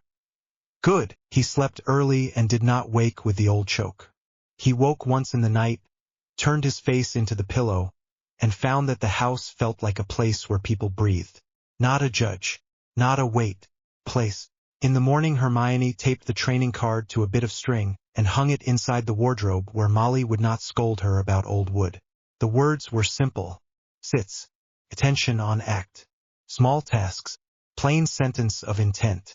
Harry read it, touched the edge of the card with one finger, and went downstairs to put the kettle on. Ron came in with his hair in a mess and frowned at the cupboard. "Is the locket still screaming at the spoon tins?" "Sleeping under a cloth," Harry said. "It can hiss at its own reflection." Ron snorted and reached for the bread. "Good. Today we do not break into any courts. Today we steal eggs before Fred does." They ate. They planned the next step with low voices. There would be another lead by nightfall. There always was. Harry felt the line of the act in his hands. He kept his attention there. The rest could shout if it wanted. He had work to do. They left Grimmauld at dusk. Molly hugged Ron hard and tried not to cry. Arthur passed Harry a small compass that didn't point anywhere useful and said it was good for fidgeting. Remus clasped Harry's shoulder, then Hermione's. Kingsley gave them a street name in code and told them not to use it unless the floor was already on fire. Ginny waited by the back door with a coat over one arm. She checked Harry's pack, then his face. "Eat when you stop," she said. "I will. Write only if it's safe," she said. "I will." She glanced once at Ron, once at Hermione, then stepped close and kissed Harry. Steady, no rush, the sort of kiss that makes room to breathe. Not less. She kept her forehead against his for a second. "Hold your center," she said. "And come back." He nodded. "Count on it." They disapparated into rain that felt like pins on the skin. A stand of birch trees took them in. Hermione raised wards with small, neat movements. Ron set the tent and swore at one undone guy line until it gave in and behaved. Harry warmed the air under the flap and dried the worst of the damp with a slow sweep of heat. Inside, 2 cots, a table, a kettle that had seen better years. Hermione put the food pouches on a shelf. Ron dropped into a chair and rubbed his hands together. "Right," he said. "Schedule." Hermione laid it out. 2-hour watches. I'll take first. We rotate the locket. Short wears only. No one alone with it. If we have to move, we move light. Ron's mouth twisted. Rotating that thing is a brilliant way to make all of us miserable in turns. It's also fair, Hermione said. Harry wore it yesterday. I'll wear it now until I start souring at people. Then you. Then Harry again. Harry poured water. Let me take second with it. You need your full brain for first watch. Hermione hesitated. You handled it cleanly last time. I'll handle it again. Ron stared at the steam, jaw tight. We could chuck it in a lake. We could, Hermione said. And someone would dredge the lake. We'll end it when we have the means. For now we carry it. They ate bread. A small tin of stew stretched with water. Ron ate fast and dropped his spoon twice. Hermione made notes between bites and set times in the margin. Harry cleaned the spoons and didn't mind the dull taste. Hunger is simpler than fear. It leaves when you feed it. When the rain eased, they did a perimeter walk. Wand tips low. No voices. The world smelled of wet leaves and old stone. A fox moved through the trees and didn't care that they were there. Back in the tent, Hermione unwrapped the locket and held it with a quill tip. 5 minutes, she told Harry. No more. He slipped the chain over his head. Cold. The same first shove at the ribs. He watched the pictures rise. Graveyard, arch, the look on Dumbledore's face the night he learned the truth, and didn't make a meal of any of them. The noise tried his friends next. Hermione's voice, sharp with imagined contempt. Ron's laugh, wrong and mean. He watched both theater pieces, didn't buy tickets, and let them close. Time, Hermione said. He took it off and set it on the cloth. Ron didn't look at the medal. He looked at Harry instead, as if waiting to pounce on a tremor. Nothing? Ron asked. There was noise, Harry said. I didn't talk back. Ron snorted, too quick. Must be nice. Your turn is later, Hermione said, gentler than the words. I'll take the first watch with it now. Wake me at midnight, Harry. Ron's head came up. I can take midnight. You'll take third, Hermione said, firm. You're yawning already. I'm not. You are, she said. And it's I'm not yawning. Not I'm not. Finish the sentence. He rolled his eyes. Brilliant. Grammar at the end of the world. Harry almost smiled. Ron wanted the fight to be about something small. It meant the larger thing was already moving underfoot. Hermione put the locket on.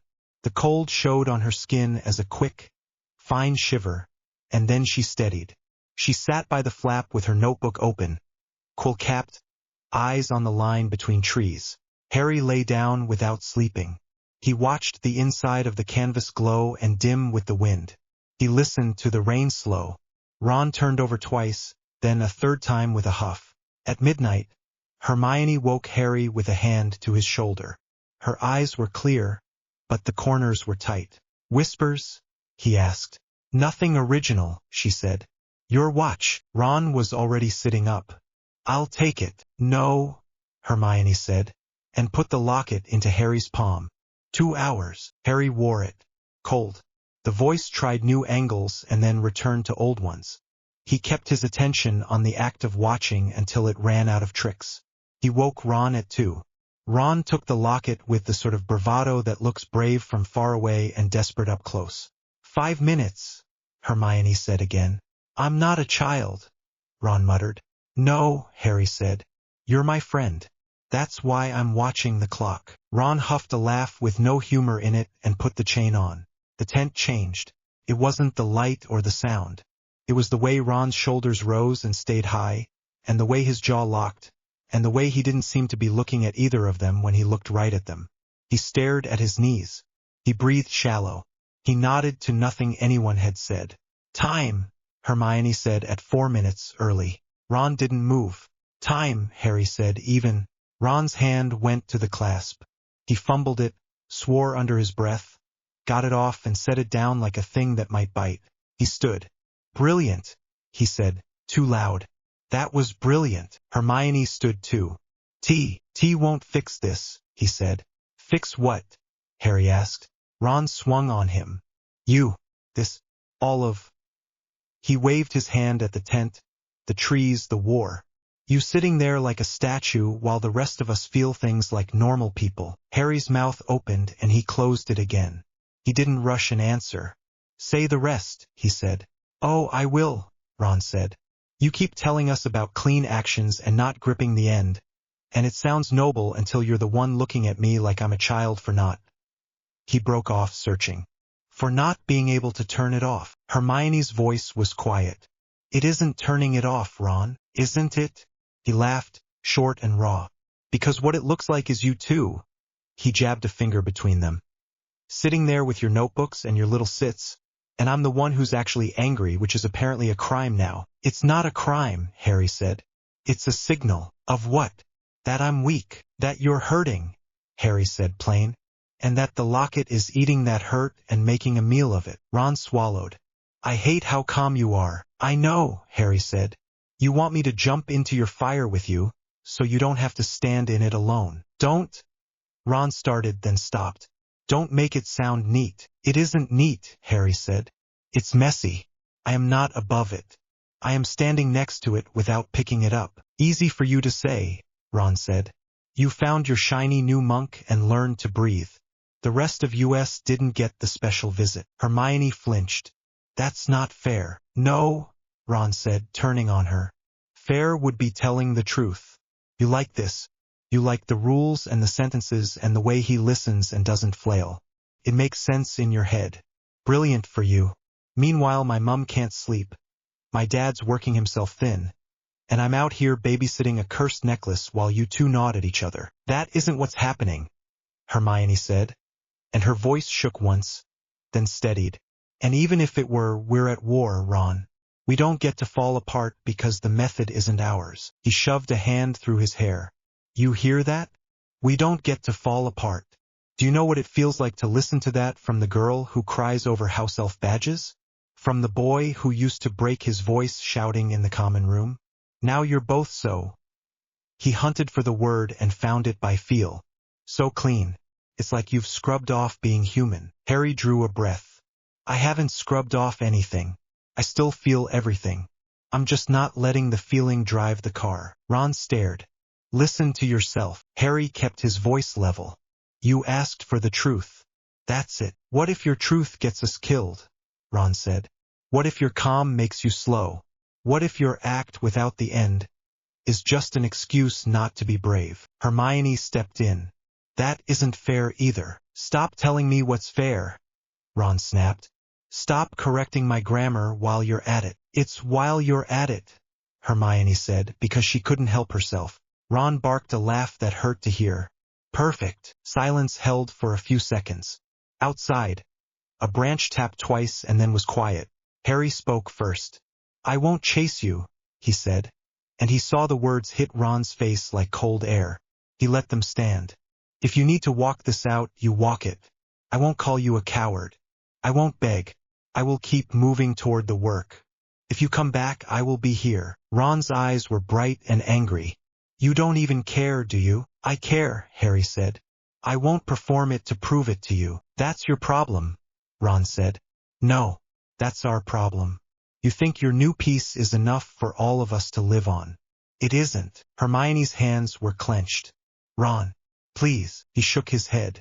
I need air. He grabbed his coat, shouldered past the flap, and left. Hermione took a step after him. Harry touched her sleeve. Don't. He'll disapparate, she said, eyes wet. Harry, I know. He swallowed. He has to decide to stop running because he decides to stop, not because we drag him back. You know that too. She pressed her lips together. The struggle showed on her face. She stopped. She wiped her eyes with the heel of her hand and hated the gesture. I hate this. Me too. They stood in the opening and watched the space between the birches. It took 30 seconds. 50. Then there was the soft pop of apparition, far off, to the west. Hermione made a small sound in her throat and shut her eyes. I'm here, Harry said. I know, she said, and took 2 slow breaths the way he'd taught. Even though she'd resent the phrase if he said it out loud. She opened her eyes and found the kettle. We'll eat. Then we'll set the morning plan. Then we'll sleep. In the actual bed. Not with our heads on the table like martyrs. Yes, ma'am. Don't ma'am me, she said. Automatic. And he smiled despite himself. They ate badly and in silence. The stew was thinner now. Hermione forced herself to swallow. When she finished, she put the bowl down and looked at Harry straight on. Say the thing, she said.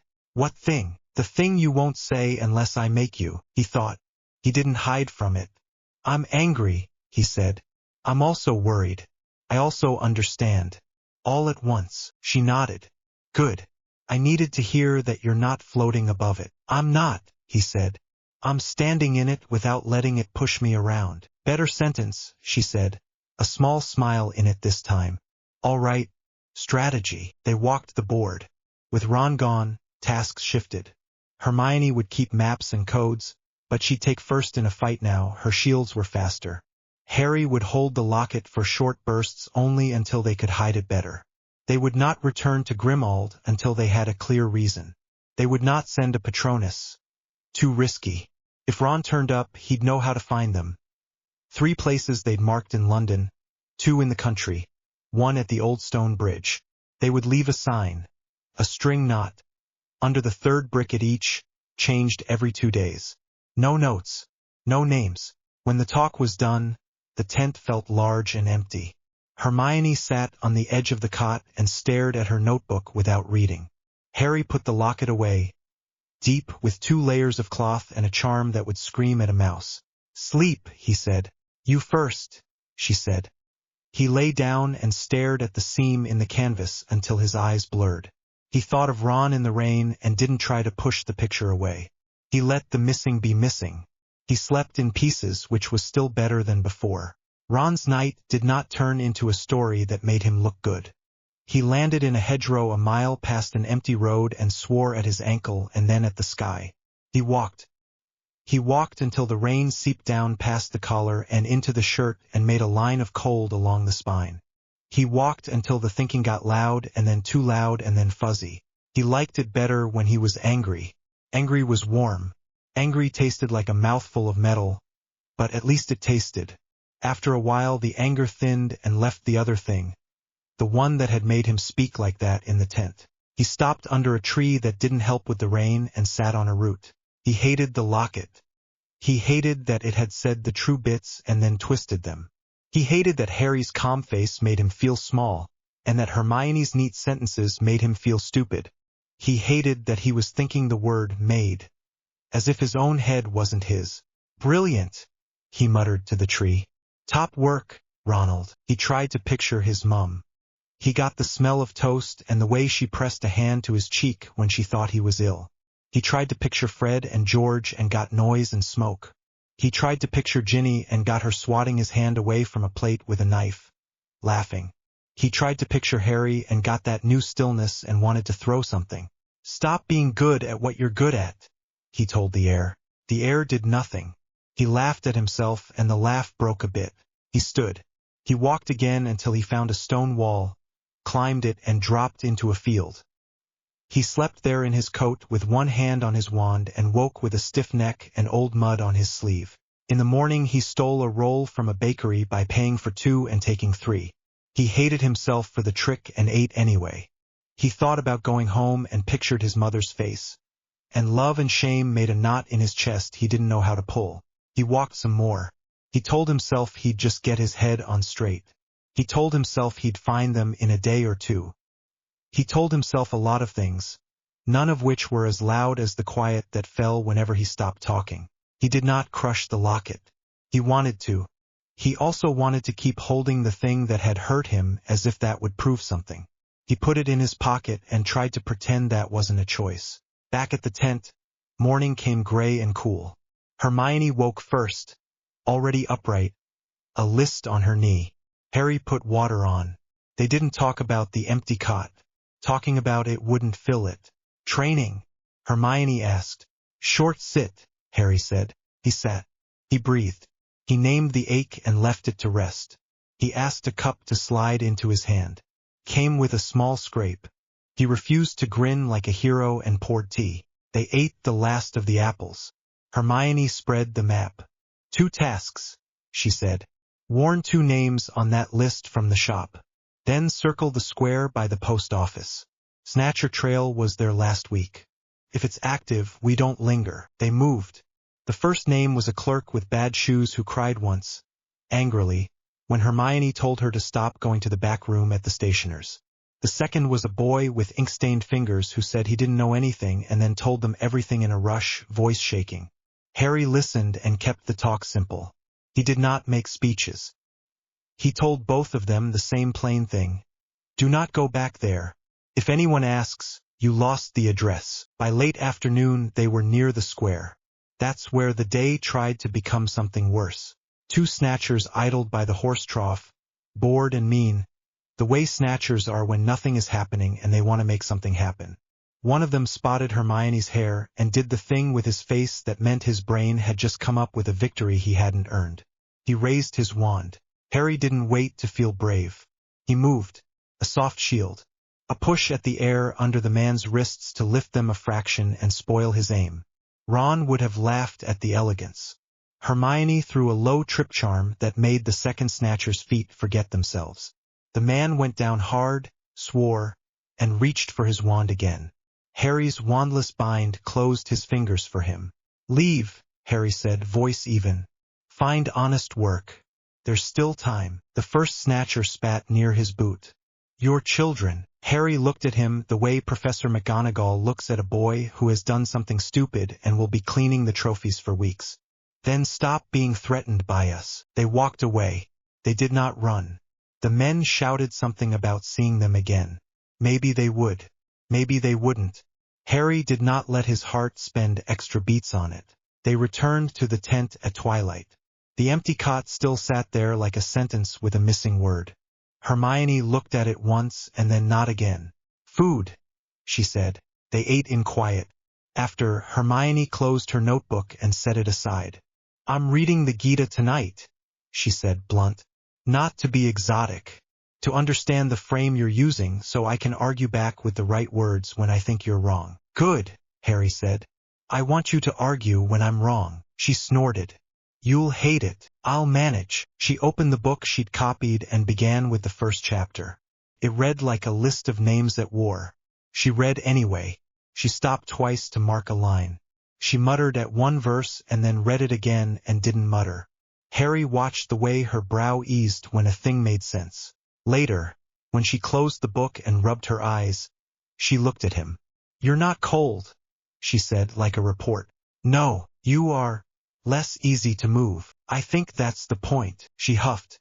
"Say the line." He knew which one. "Act well," he said. "Let the result be what it will." Hermione nodded once. "I can live with that. For tonight." He smiled, small. "For tonight is enough." Outside, wind moved through the birches. The tent canvas creaked once, then settled.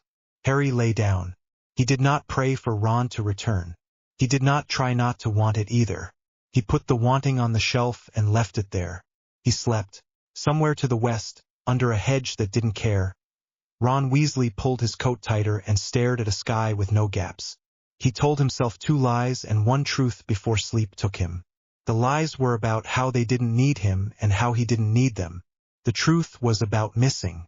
Morning would come and with it work. Harry would boil water. Hermione would draw a new circle on a new map. Ron would wake with mud on his sleeve and a decision he wouldn't make yet. For now, breath in, breath out. Hold the line of the act. Keep the hands clean. Keep going. Dawn made a thin stripe along the tent seam. Hermione was already up with a pencil between her fingers and a page divided into boxes. Harry lit the stove with a silent spark and set the kettle on. "No speeches," Hermione said. 2 tracks today. Theory. Field test. Harry poured water. "Set the rules." "Track 1," she said, tapping the page. "We formalize what you've been doing without a wand. Attention first, not power first. We'll call it intent casting, until I find a less embarrassing name." "It's fine." "Track 2," she went on. "We design a safe ritual frame. Not summoning. No entities. No begging the universe. A calibration circle for will. It should raise your floor in a fight and refuse to run on anger." "Good." Hermione glanced at the empty cot. She did not look long. "We keep a 3rd plate set out," she said quietly. "Logistics, not hope." Harry nodded. "I'll keep watch the first hour. You sketch. Then we swap." They ate the last heel of bread with jam that tasted like summer through glass, then stepped into the morning. Outside the birches stood damp and clean. Harry took first patrol. The ward thread hummed at the edge of hearing. No movement beyond bird wings and a fox flicking an ear at nothing in particular. Inside, Hermione worked. When he came back she had the page full. Arrows, short labels, tidy numbers. She pushed it to him. "Hypothesis," she said, brisk to keep the ache out of her throat. Spells are stable when the caster's intent resolves to a single vector. Most of us cast with 3 vectors fighting fear, desire, duty, and the spell degrades in flight. Dark casters prefer fear/desire vectors. That's why unforgivables demand hatred or sadism to hold shape. Harry read, following her pencil marks. So we collapse to 1 vector. Duty, Hermione said. Call it clean will. You've been doing it in practice. I want to see if we can teach it, measure it, and isolate it from emotional noise. How do you measure it? She smiled a little. With something boring and repeatable. She held up a candle, a teacup, and a pebble. And with a circle that forces the mind to pick one meaning. They cleared a patch under the awning. Hermione drew a chalk ring on the trampled ground. Not runes. No borrowed alphabets. She kept it simple. A circle, a bisecting line, a dot. Minimalist, Harry said. On purpose, she said. Arithmancy says the fewer degrees of freedom, the cleaner the solution. We're not feeding the circle. We're using it as a mirror. Stand in the dot. Breathe 4 in for hold, 4 out. On the out-breath, ask the pebble to knock the cup over. Not to fly, not to impress. Pebble, cup, tip. Harry stepped in. Breath in. Hold. He asked the pebble to hit the cup as simply as he would ask a hand to move a mug. The pebble ticked the cup. The cup rocked and settled. Again, Hermione said. He did it again. Tick, rock, settle. Again, tick, tip. The cup rolled an inch and stopped. Hermione wrote something. Noise low, she said. Now I antagonize you. She set the cup farther, just outside normal wandless reach. Same ask. If nothing happens, nothing happens. No grabbing for spectacle. Harry breathed. The first ask did nothing. He did not invent a story. Second ask. The pebble slid, tapped, and failed to tip the cup. Third. Silent, clean, a firm tick and a full tip. Hermione nodded. This is teachable, she said, and didn't hide the relief. You did nothing dramatic. You stayed with the act. Dark counterintent won't know where to push because there's no hate to grip. Harry stepped out of the circle. We should test under pressure. Field test, Hermione said. After lunch. Before that, one more calibration. She put the candle in the circle. We anchor a defense to a phrase. Not a spell word. A sentence you mean. I suggest. Protect without harm. You'll hate saying it. Say it anyway. We need a line between noise and work. Harry almost smiled. Protect without harm, he said plain. No chant. Please never chant, Hermione said. He breathed. Protect without harm. He asked the air to thicken between him and the candle. The flame bent as if wind had come through a crack. He held the attention, not the picture. The flame leaned more, then steadied in a curve as if pushing against glass. Hermione moved a twig toward the flame. It stopped against something he couldn't see. She withdrew the twig. Stable, she said, pleased. You can carry it. Battery, your attention, she said. It'll drop when you get cute or scared. All right. He set it down. The air gave, the flame straightened. They ate at noon. Soup packet stretched with water and a pinch of spice Hermione swore had come from Molly's good cupboard by accident. While the water boiled, she read from the Gita copy in her lap and translated it into her own words. He keeps saying the same thing, she said. Act. Don't grip the result. Keep the mind steady. I can map that to spell stability. This isn't religion, Harry. This is control theory. Harry grinned. Tell him that when you meet him. I intend to argue footnotes, she said deadpan. They packed light. No locket. Wards folded behind them. They took the back lanes toward the old rail cut where snatchers liked to loiter for a grab. Field test started early. On the path beyond a hedgerow, voices. Male. Young and eager. The kind of eager that goes wrong fast. Hermione touched Harry's sleeve and counted 2 with her fingers. Harry nodded. Walk past, he said. If they move, we practice. They walked. 2 snatchers pushed off a fence as if they'd been waiting for someone exactly like them. Papers, one said. And wands. We're going, Hermione said. Polite without offering anything. Nah, the taller one said. He tried a leering smile. I think you're staying. Harry did not rehearse a speech. He set the line of his act. Protect without harm. Air thickened. The push of it lay in front of their bodies like a quiet door. The second snatcher flicked a hex with a snort. The bolt hit the air with a dull thud and smeared like wet chalk. He blinked, confused. Flicked another. Thud. Smear. Your turn, Hermione murmured. Harry asked the ground to be slick beneath the man's boots. No wand. The man's feet found nothing to grip and went out from under him with a yelp. He hit the path with a slap and a curse. The tall one got angry enough to be stupid. He snarled, threw a cutter hex, and followed it with a chain of stinging shots. Hold, Hermione said. Harry held. The cutter hit the door and died with a hiss. The stings fizzled. He let the push soften, stepped left, and asked the man's wand to be heavy. The man's wrist dropped as if someone had hung a weight on it. The wand clunked to the dirt. Hermione raised her hand. Her intent was surgical. Bind, she said, not as a spell but as a decision. Invisible ties buckled the taller one's elbows to his sides. She looked at the other. You can end this by walking away. Sod you. He spat and went for a knife. Harry moved before thought could offer him an ugly option. He asked the knife to forget the hand that held it. The knife dropped as if offended and lay there. Harry stepped on it and nudged it back with his heel. Last chance, he said. The man glared, then saw his friend struggling like a trussed rooster and decided he didn't like the odds. He stumbled back, hands up. Fine, he said.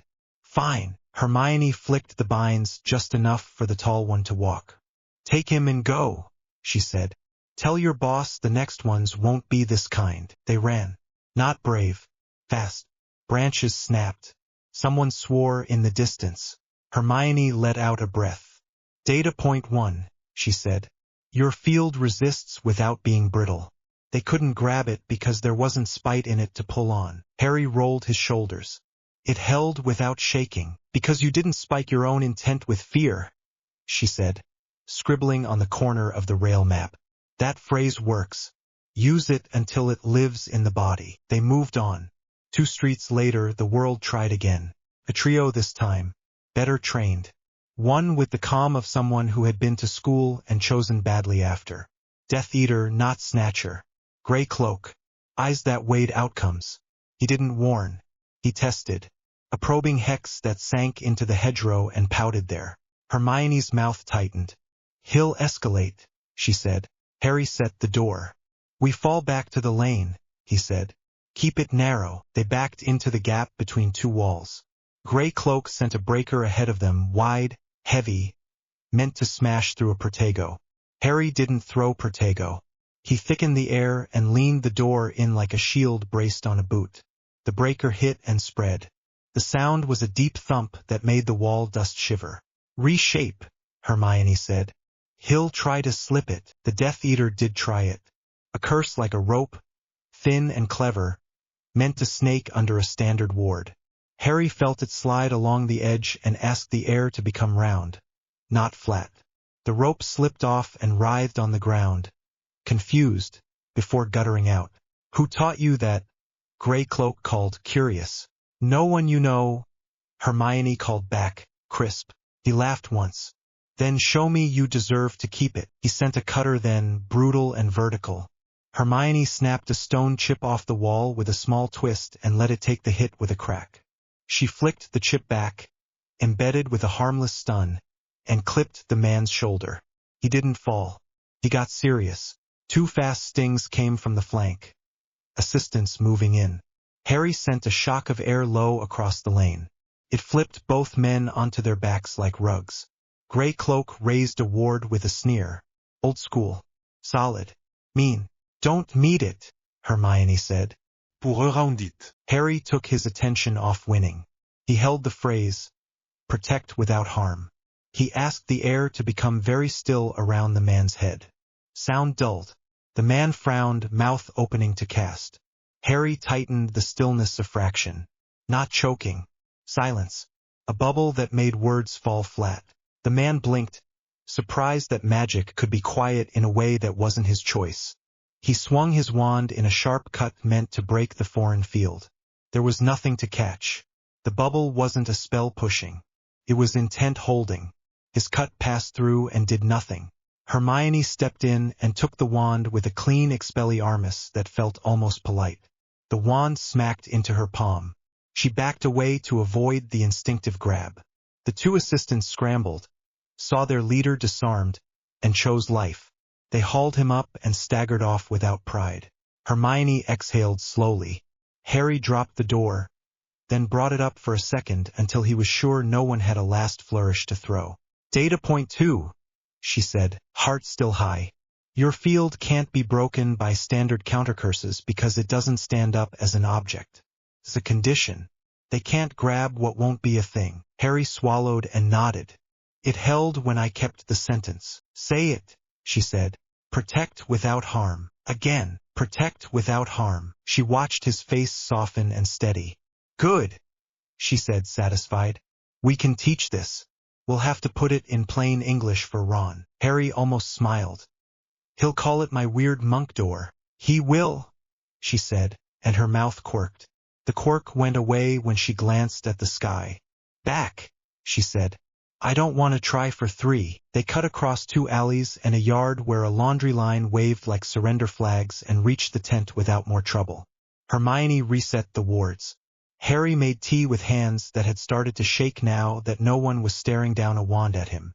The shake went away halfway through the first mug.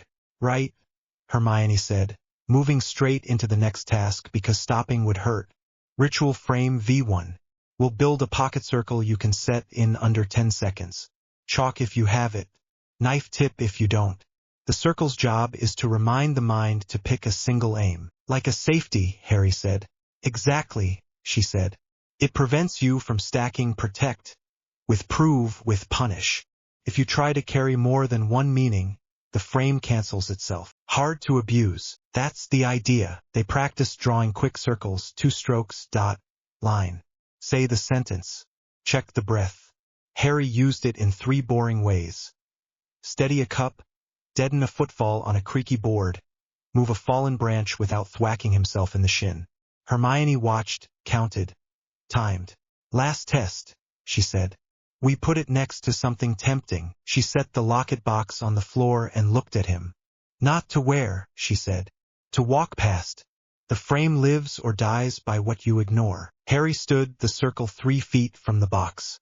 He set the sentence in his chest. He walked. The locket hissed like a kettle far away. He looked at the line on the floor, not the box. He walked past. No hook, no drag. He turned, walked past again. The hiss tried a new note and lost interest. Hermione's shoulders dropped a fraction.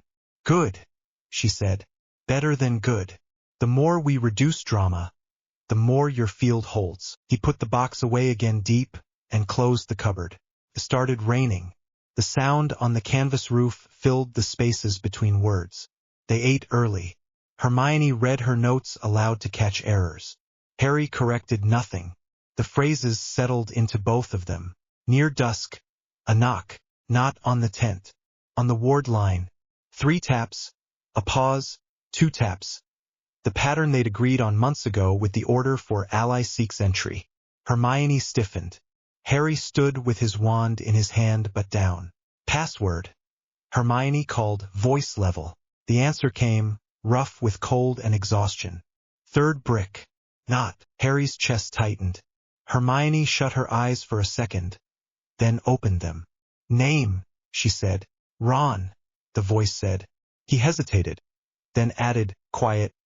I'm sorry I'm late. Hermione lowered the front flap with a breath that was almost a sob. Harry stepped out into the rain. Ron stood at the edge of the light, hair plastered, coat soaked, eyes red in a way he would blame on wind. He looked bigger and smaller at once. Hi, he said. Hi, Harry said.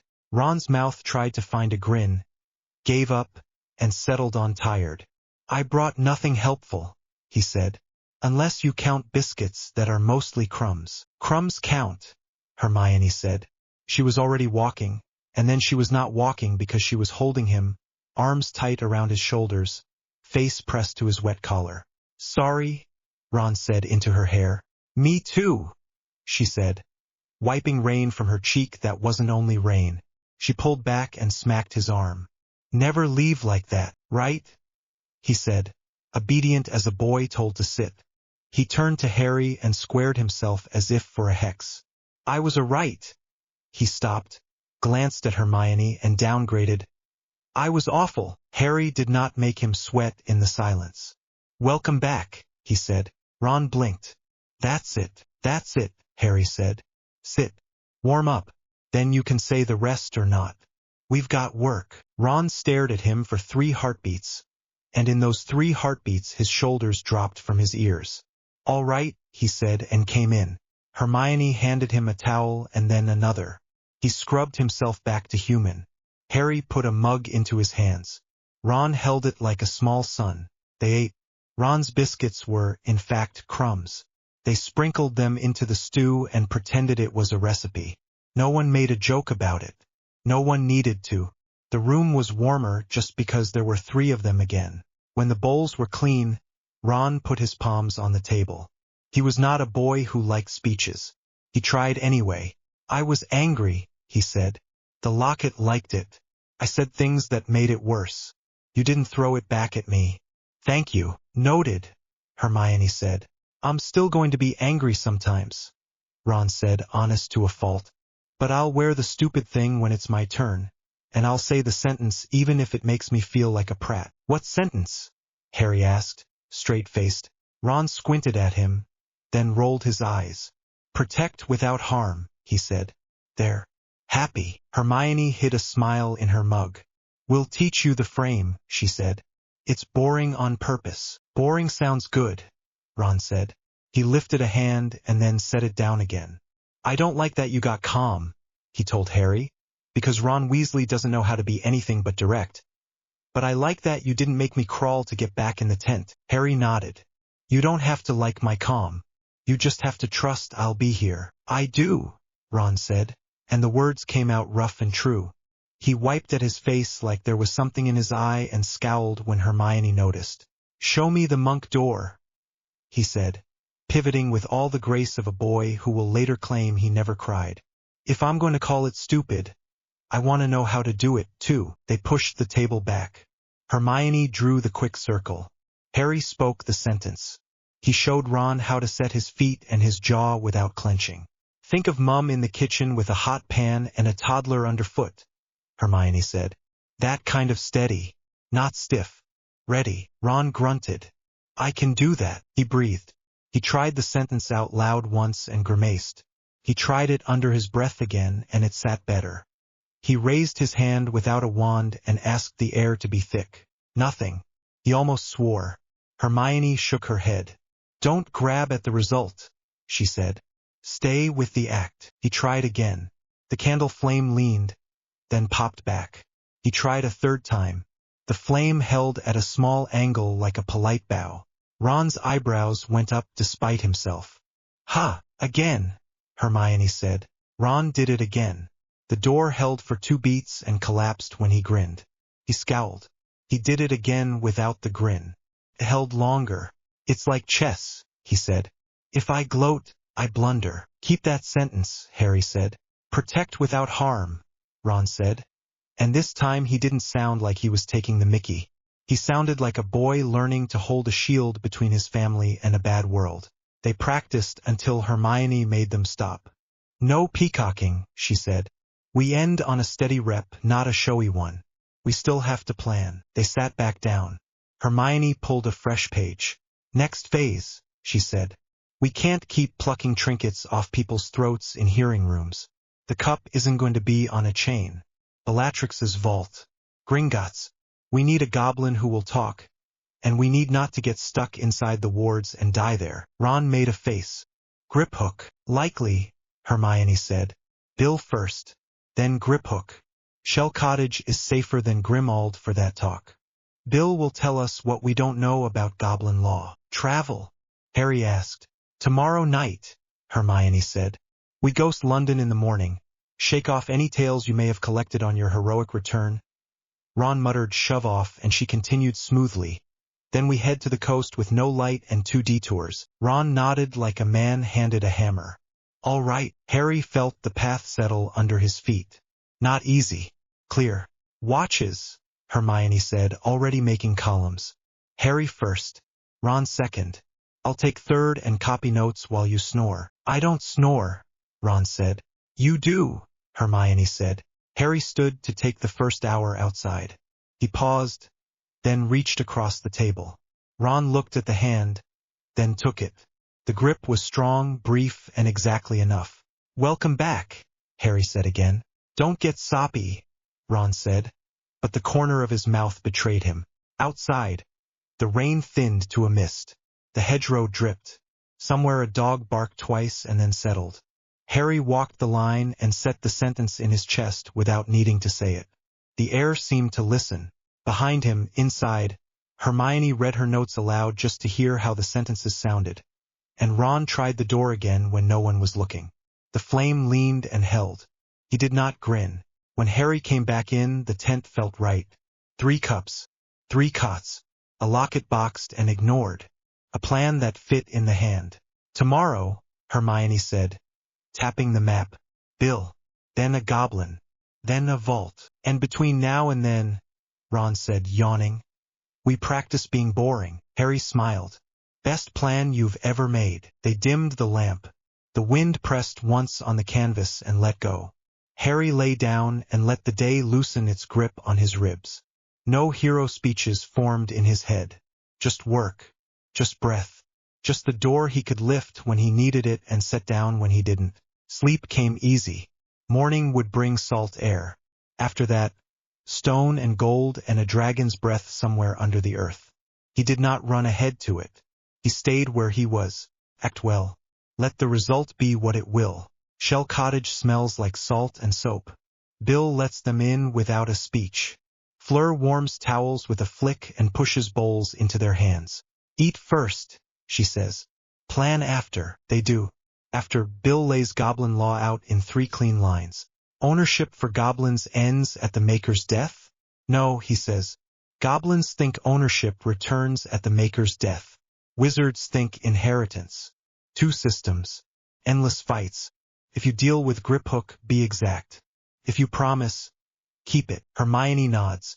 We won't steal his pride to win a war. Griphook arrives with the wind still on his cloak. His eyes weigh them. He touches the sword like it's a living thing. You want what cannot be bought, he says. You ask me to guide you through a vault and past a dragon. For what? Clean war, Harry says. We take 1 cursed cup. We leave no bodies. We don't set a goblin up to pay for our mess. Griphook snorts. You speak as if you can choose every consequence. I can choose my act, Harry says. Not the fruit. The goblin's eyes flick, intrigued despite himself. Terms. The sword. Loan, Hermione says at once. Held in trust. Used to break curses that threaten every living thing. Returned when the war is ended publicly, in daylight with witnesses. Griphook bares his teeth. You want me to risk my life for a promise? Yes, Harry says. We'll put it in writing. Notarized by Bill. If we fail, you still live to hate us properly. A long beat. Griphook's fingers flex on the scabbard. I will guide, he says at last. Not for your promise. To hurt the ones who took our work and called it theirs. Then we keep you breathing, Hermione says. Gringotts is iron and echo. They go in like smoke. Focus on the act. Hermione whispers as the cart dives. Not on winning. Protect without harm, Harry answers. The vault breathes heat even before the door ripples open. The curse hits fast. Replication on touch. Metal blooming. Edges bright and hungry. Hermione calls it by name while moving. Geminofiaker. Multiply and burn. Don't grab. Harry doesn't. He keeps the sentence steady in his chest. Protect without harm. He uses the pocket circle, 2 strokes, dot, line on bare stone. He asks the cup to step forward, not to leap. It shivers on its pedestal and edges nearer like a wary cat. The curse notices. It hisses, metal chatter, heat rising. Ron yelps when a fake chalice kisses his sleeve. He rips the cloth away with a hissed, bloody hell. Harry holds the line. Not a show, he tells himself. Just the step. The real cup leans toward the circle. The throne of rubbish tries to bury it in gifts. Hermione snaps a cooling field low to keep the floor passable. Ron bats decoys aside with the flat of the sword. Not the edge. The cup slides into the circle. Crosses the line and the curse drops off like foam losing shape. Hermione bags it. The vault screams like a broken kettle. Exit! Griphook barks. Now, they run. Heat climbs their shins. A chain of iron clatters down. Harry lifts it with a thought and lets it miss them by inches. Griphook whistles once. Sharp. Below, a dragon wakes into its pain and rage. Don't! Hermione says under her breath. Don't hurt it. Protect without harm, Harry says. He opens the cages with clean, wordless cuts that sever locks but not flesh. The dragon heaves. Chains fall. The world tips. They cling to spine and scale and hold on. Fire roars past. Air turns white-hot and then cold. The dragon breaks daylight and the sea slaps them in the face. Harry laughs once, from shock and the fact of sky. They drop into gray water and kick for the surface. On the beach, clutching the cup, they cough until breathing finds them. Fleur's shawl becomes 3 blankets. Griphook is gone with the sword. Bill shrugs like a man who expected it and doesn't love being right. Next, Hermione says, voice ragged but steady. Harry's scar pricks. The link tries to slide a hook in. He doesn't fight it. He names it and lets it pass. A flash still gets through. Voldemort's fury rolling across a long table, goblin blood on flagstones, a name fixed in his mind like a pin. Hogwarts. He knows, Harry says. He's going to the castle. Bill's face goes closed. You can't make it safe by staying away. We weren't going to, Hermione says. Ginny arrives with the evening tide, face pale and jaw set. She takes in the cup, the missing sword, the salt in their hair. You did it, she says, and then lower. And there's more. Hogwarts, Harry says. Something in her eyes steadies instead of breaking. Then go, she says, simple. Go now. I'll be there when I can. He wants to tell her not to. He doesn't lie to her face. He nods. Later. Find me. I will, she says, and kisses him once, warm and quick like a promise that doesn't need words. The room of requirement breathes them in. Neville looks like he's been living in a war and getting taller on stubbornness alone. You picked a good night, he says dry.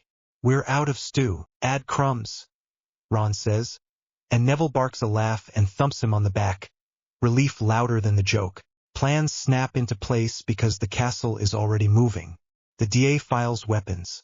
Professors decide silently to stand and then say it out loud. McGonagall stares down Snape in a flare of sparks that cracks in the rafters. Snape weighs outcomes the way the Death Eater weighed Harry's field, and then runs. Harry watches him go and knows there's a line he has to follow to the end. Ravenclaw's diadem, Harry says. Room of hidden things. Of course it's Junk Mountain. Hermione mutters, already marching. They run the maze. Harry's breath is loud in his ears. The room smells like dust and old metal. The diadem sits smug on a bust as if it has never done anything wrong. Don't touch, Hermione says. And Ron is already rolling his eyes because of course he won't.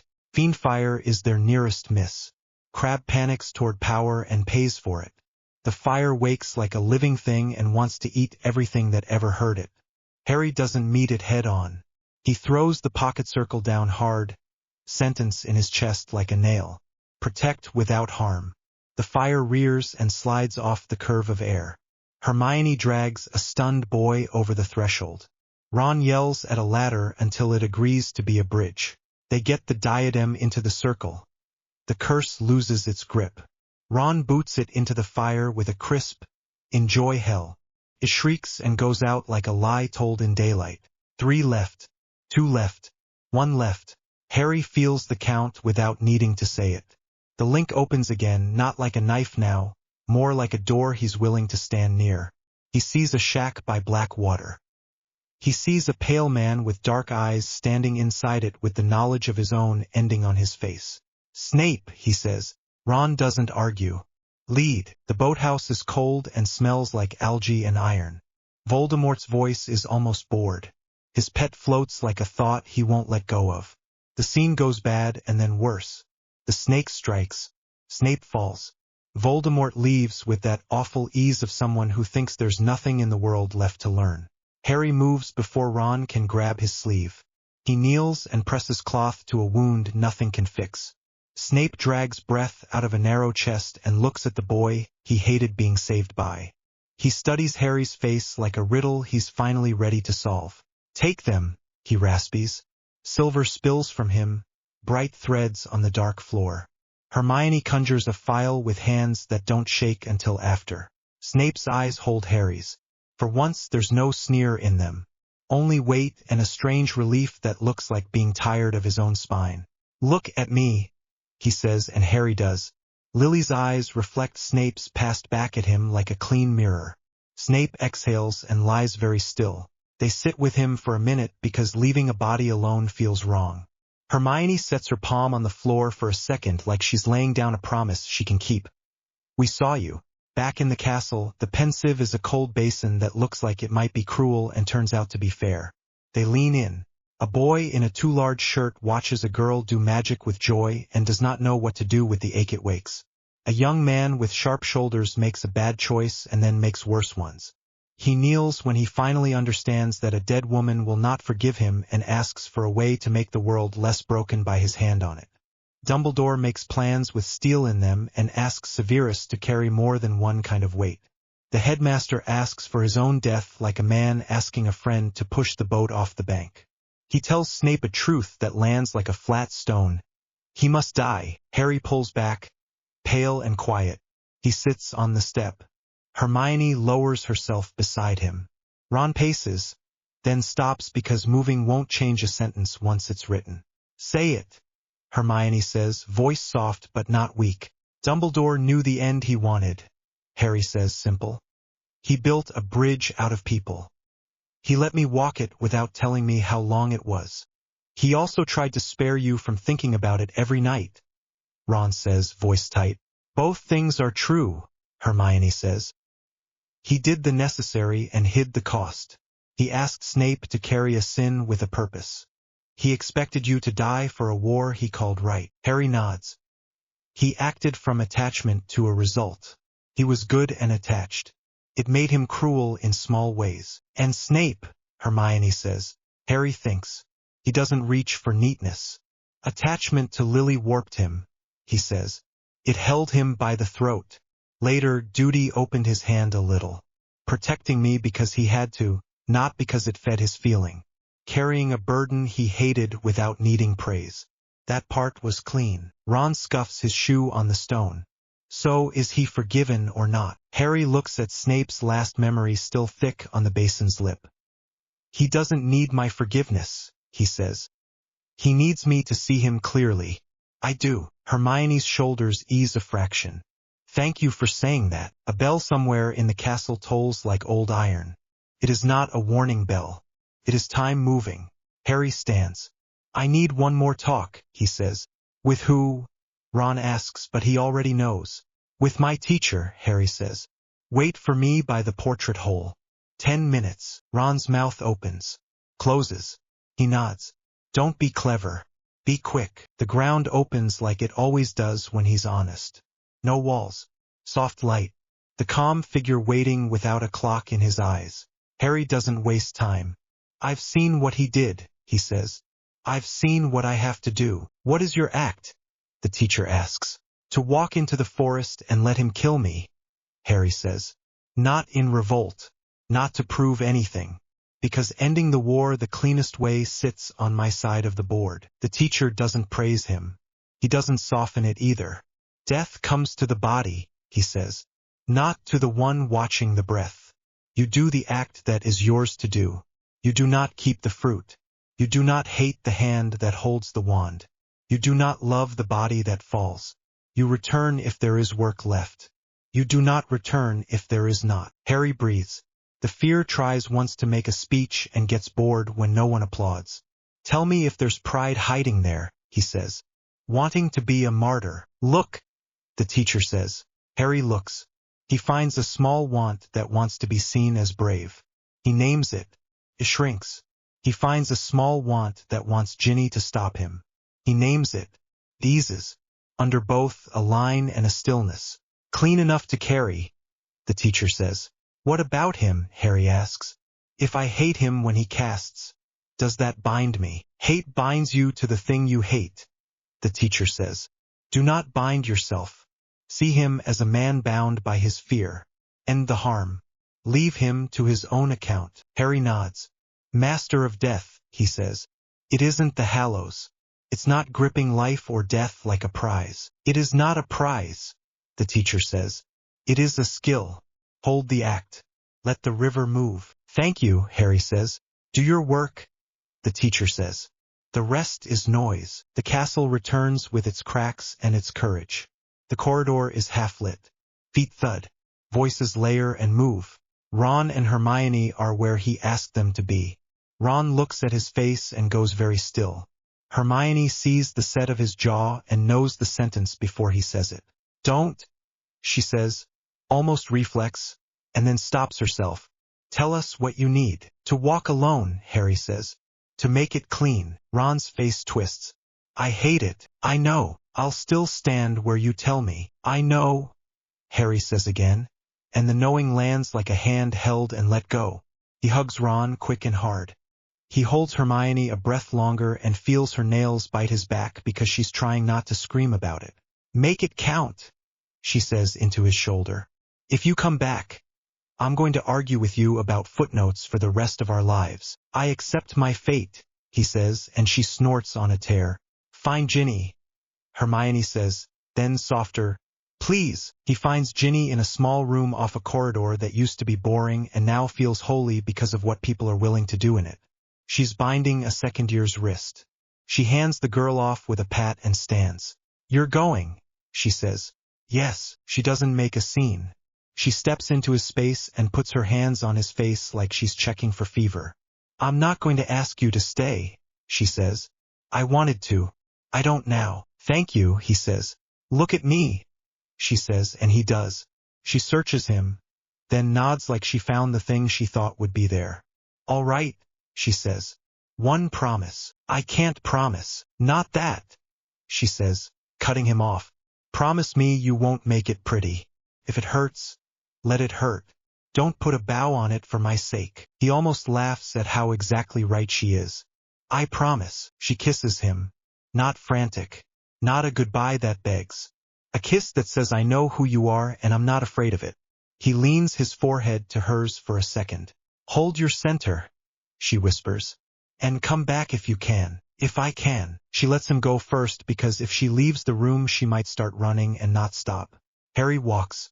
The corridors do not leap up to be dramatic. They're just corridors. People pass him and don't know. He feels the hallows tug like greedy children and lets the tugs tire themselves out. He carries the stone in his pocket and does not spin stories about it. He is not the owner of anything. He is a boy with an act to do. On the stairs a portrait tries to warn him and he smiles at it and keeps going. Outside, the night smells like damp bark and smoke. At the edge of the forest he stops once and checks his pockets like a man about to leave a house. Wand, stone, nothing he doesn't need. He takes the stone out and turns it once. He doesn't beg. He doesn't call ghosts to pat his head. He lets the sense of his parents and Sirius and Remus be what it is. A memory with warmth and teeth, not a door he should step through now. He holds the small ache and does not feed it into a story about destiny. He closes his hand. He doesn't step forward yet. He turns back toward the castle once because love is allowed to look. He sees light in two windows and a shadow that might be someone he knows, and then he faces the trees. His breath is steady. His feet know the way. The line of his act lies clean in his hands. He goes. The forest is wet and quiet. Harry walks without hurrying. No speeches. No last looks now that he has already had one. The ground gives a little under his shoes. The smell is damp bark and old leaves. He does not build a story around his steps. He counts his breaths because it helps him stay where he is. For in, hold, for out. The line of his act sits steady in his chest. Shapes move between the trees. A centaur watches and does not raise his bow. A spider husk hangs like an old coat from a branch. Harry walks past both without asking them to mean more than they do. He reaches the clearing. Voldemort is waiting with a circle of faces in masks or bare and pale. Hagrid stands bound at the edge, eyes wild, chest heaving. There is a hush that is not respect, only appetite. Harry steps into the open. He does not raise his wand. It ends here, Voldemort says, voice almost pleasant with triumph. At last. Harry nods once. Yes. Bellatrix leans forward. Someone laughs softly. The clearing shifts around the sound. Any last words? Voldemort asks, patient like a cat playing with a mouse. No, Harry says. Do what you are going to do. He lets his hand fall from his pocket. He does not take the stone out again. He does not call anyone to stand between him and the act that is his. Voldemort's wand rises. The light on its tip is a sick green. Hagrid shouts his name. The Death Eaters lean in. Harry's last thought is simple and without ornaments. Protect without harm. Let the river move. He stands still. The spell hits with a crack that feels like the ground kicking up through his bones. There is no long fall. There is a stop, then a start as clean as a door opening into another room. Light. No walls. No pain. The air has the soft, dry feel of a room that has not been built yet. A bench is there because it is useful to sit. Harry sits. He looks at his hands and sees no scars. Dumbledore walks toward him with his old small smile and no twinkle. There is no hum of secrecy on him now. He looks like a man who has put every plate down. Harry, he says, Professor, they stand the way people do who have nothing left to hide and a few things left to say. You knew, Harry says, from the night of the prophecy. You set the line and let me find it while looking the other way. I knew the line, Dumbledore says. I did not know how you would walk it. I told myself I kept silent to spare you. It also spared me from hearing what I did not want to hear. Harry nods. You held the end too tight. I did, Dumbledore says. It made me unkind in small ways. It made me useful in others. I will not polish it for you now. You deserved straight sentences sooner. Harry lets that settle. He does not hurry to forgive or blame. It is done, he says. It is done. Dumbledore echoes, and the words are not a dismissal. They are a clear bell that stops ringing after one note. Another presence is there without footsteps. The calm figure stands as if he has always been in the room where nothing is needed. No crown, no weapon, the same steady eyes. Teacher, Harry says, you did your part, the teacher says. The rest continues without your grip. I still have work, Harry says. The snake, the last piece. People I love who are fighting while I stand here talking. Then return, the teacher says. Do not return for pride. Do not return for fear. Return because the act is not finished. Harry looks down at his chest as if there might be something printed there. There is nothing. There is only the line he has been holding since summer. Tell me if I am hiding vanity in the name of duty, he says plain. I do not want to make death into theater. Look, the teacher says. Harry looks. He finds a small want that wanted applause and sees it for what it is. He finds a sharp dislike for the man who cast the curse and sees that too. He names both. They lose their grip. Clean enough, the teacher says. Go and end a harm. Leave the rest to their own accounts. Dumbledore touches Harry's shoulder once, light as a page turn. If I could do one thing over, he says, I would tell you the cost earlier and stand in the room while you decided to pay it. You are here now, Harry says. I am, Dumbledore says, and his eyes are relieved in a way Harry has never seen. Go on, Harry breathes. In, hold. He lets the white light become less white. Sound returns before sight. The smell is dirt, smoke, and the faint sour of fear. Someone is crying close by. Someone is laughing too loudly further off. He does not move at first. He listens. It saves him from doing something stupid. Bodies shift around him. Hands check for breath. Narcissa's voice is above him, tight and thin. Is he dead? Harry keeps still. He hears the hunger in the circle and the worry under it. He hears Hagrid struggle against ropes and a sound come out of him that is more bear than man. Narcissa's hand touches Harry's rib through his shirt. It rests a second. He feels the smallest press that is not a push and not a pat, only a question. Is Draco alive? She breathes, too quiet for anyone but him to hear. Yes, Harry whispers. She raises her head.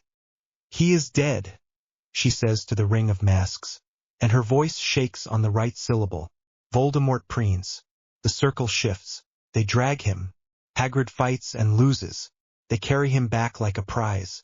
The dark lanes of the castle open wide to a parade that should make a person sick. Faces line the corridor. People call names that will not be answered. Harry keeps still because still is what works now.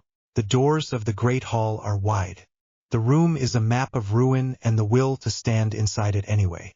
The line of students breaks like a wave and then holds. Voldemort makes his speech. It is too long. He likes the shape of his words, not the work they do. Harry lets it run. He measures what matters. He opens his eyes at the quiet right at the end. Neville steps out of the crowd. Tall, tired, steady. He looks like someone who has stopped waiting for permission. Voldemort laughs and offers him a place like a man throwing scraps to a dog he does not understand. Neville answers with his back straight.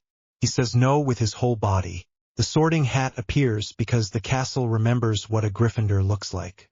It lands on Neville's head. Fire lights around it as if the room itself cannot stand this much insult in one place. Harry moves while the hall is looking the wrong way. He rolls away from the feet near his head, off the cloak and into shadow. No one is watching the floor.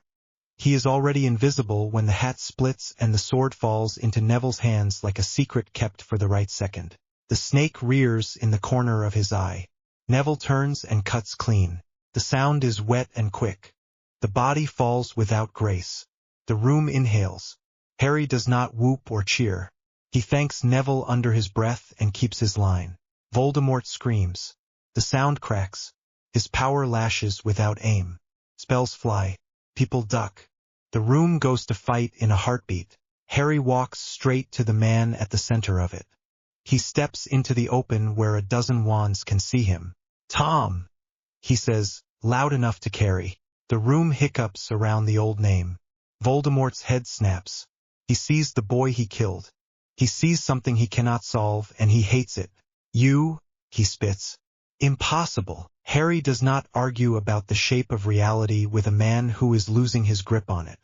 It ends now, he says. Not because I say it. Because you have no pieces left to play. Voldemort throws curses like knives in a bar fight. Harry does not trade shots. He sets the sentence in his chest. Protect without harm. He lifts the door without a wand. Curses hit and smear. The room hears the dull thuds of them dying against something that will not be a thing to grab. Voldemort snarls and reaches for older work. He drags power up through the wand that does not want him. It will not obey you, Harry says plain. It never did. You cannot own it. You cannot own life. You cannot own death. Die, Voldemort says, voice high and thin with panic. And he throws the same killing curse again because he has one tune and he always sings it. Harry does not throw a killing curse back. He does not need to.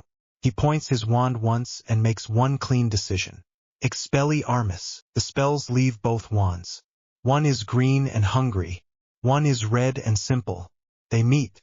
The green tries to bite and finds no grip. The red goes where it is told and does not miss. The elder wand twists as if relieved and leaps. It flies from Voldemort's hand like a bird flushed from a hedge and comes to Harry's palm with a light slap. Voldemort's curse folds back on its caster. There is a sound like a door slamming in an empty house. Tom Riddle falls without ceremony. No wind. No chorus. A man with nothing left on the inside hitting stone. Silence holds for a long breath. Then the room finds its voice. It is not a cheer at first. It is the sound of people letting go of something that had both hands around their throats. Harry does not raise the wand like a hero in a painting. He lowers it. He tells the air to stop bracing. He looks at the body on the floor and feels nothing he needs to be ashamed of. No triumph, no pity, no hate, just the obvious truth.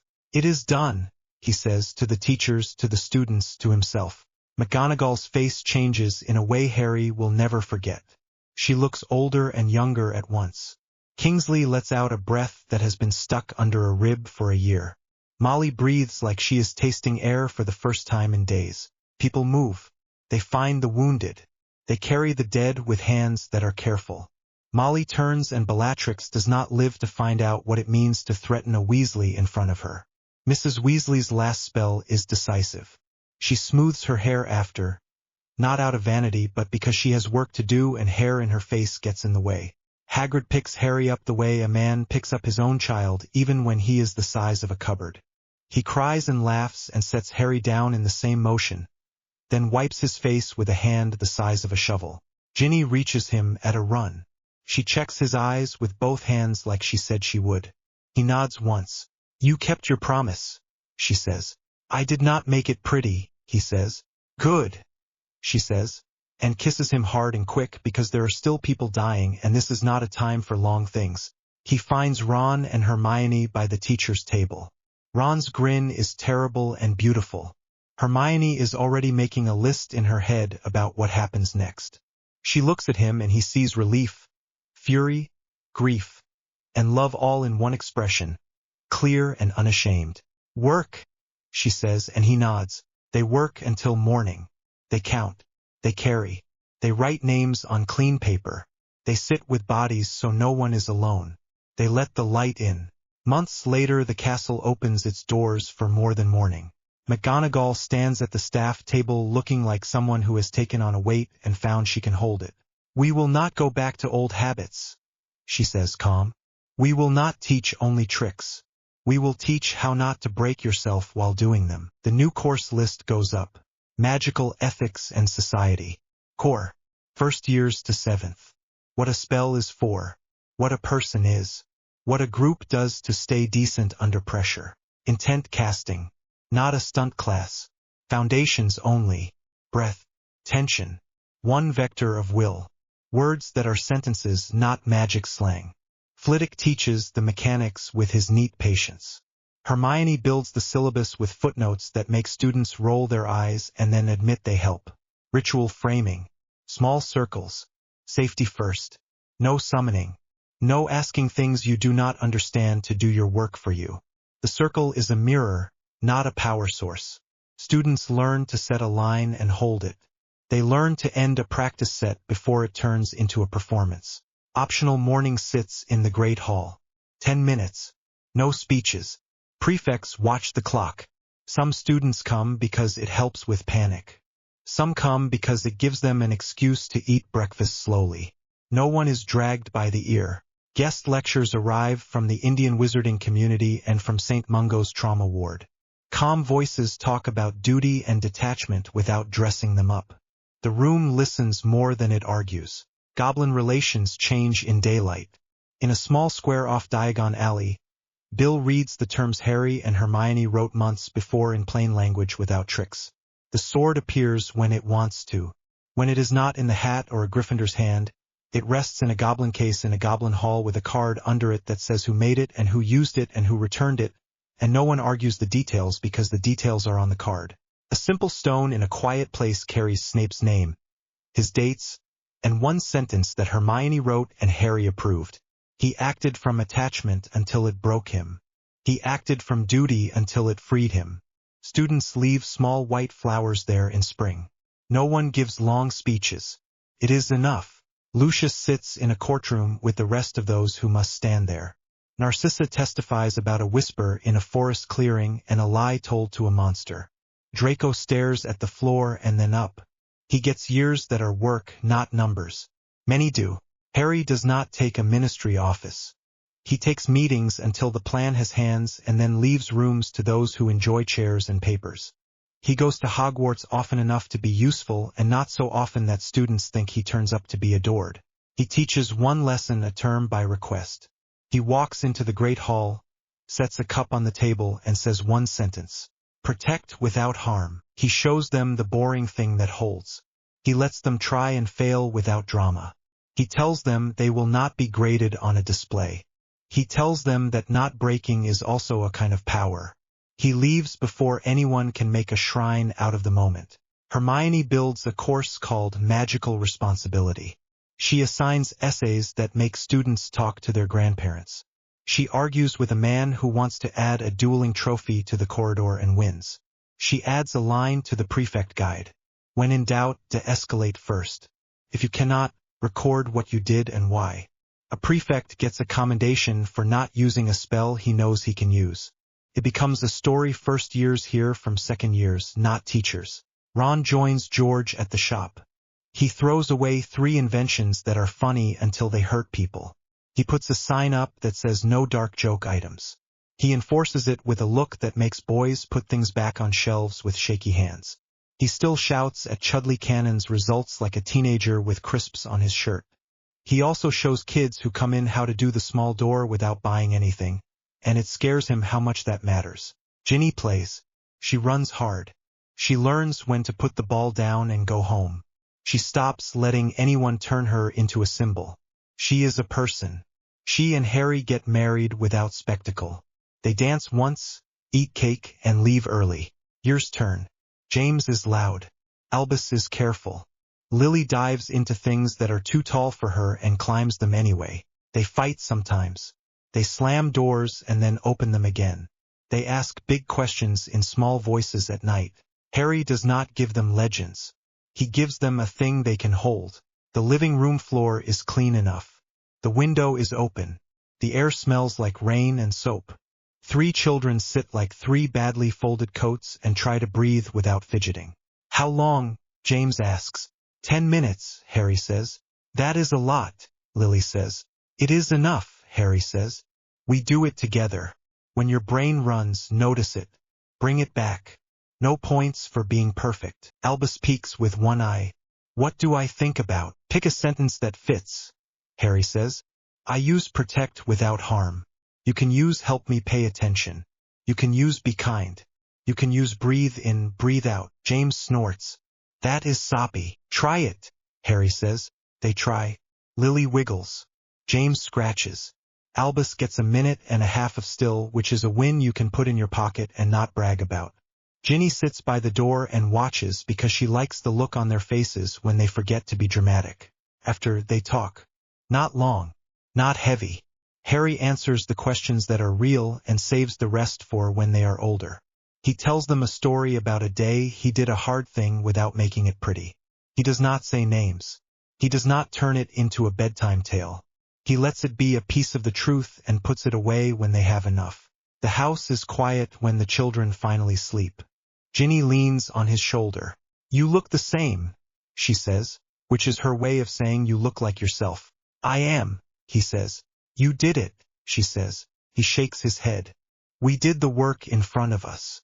We do more tomorrow. She smiles. That is what I meant. He puts the kettle on. He checks that the back door is locked and the plant by the sink got watered.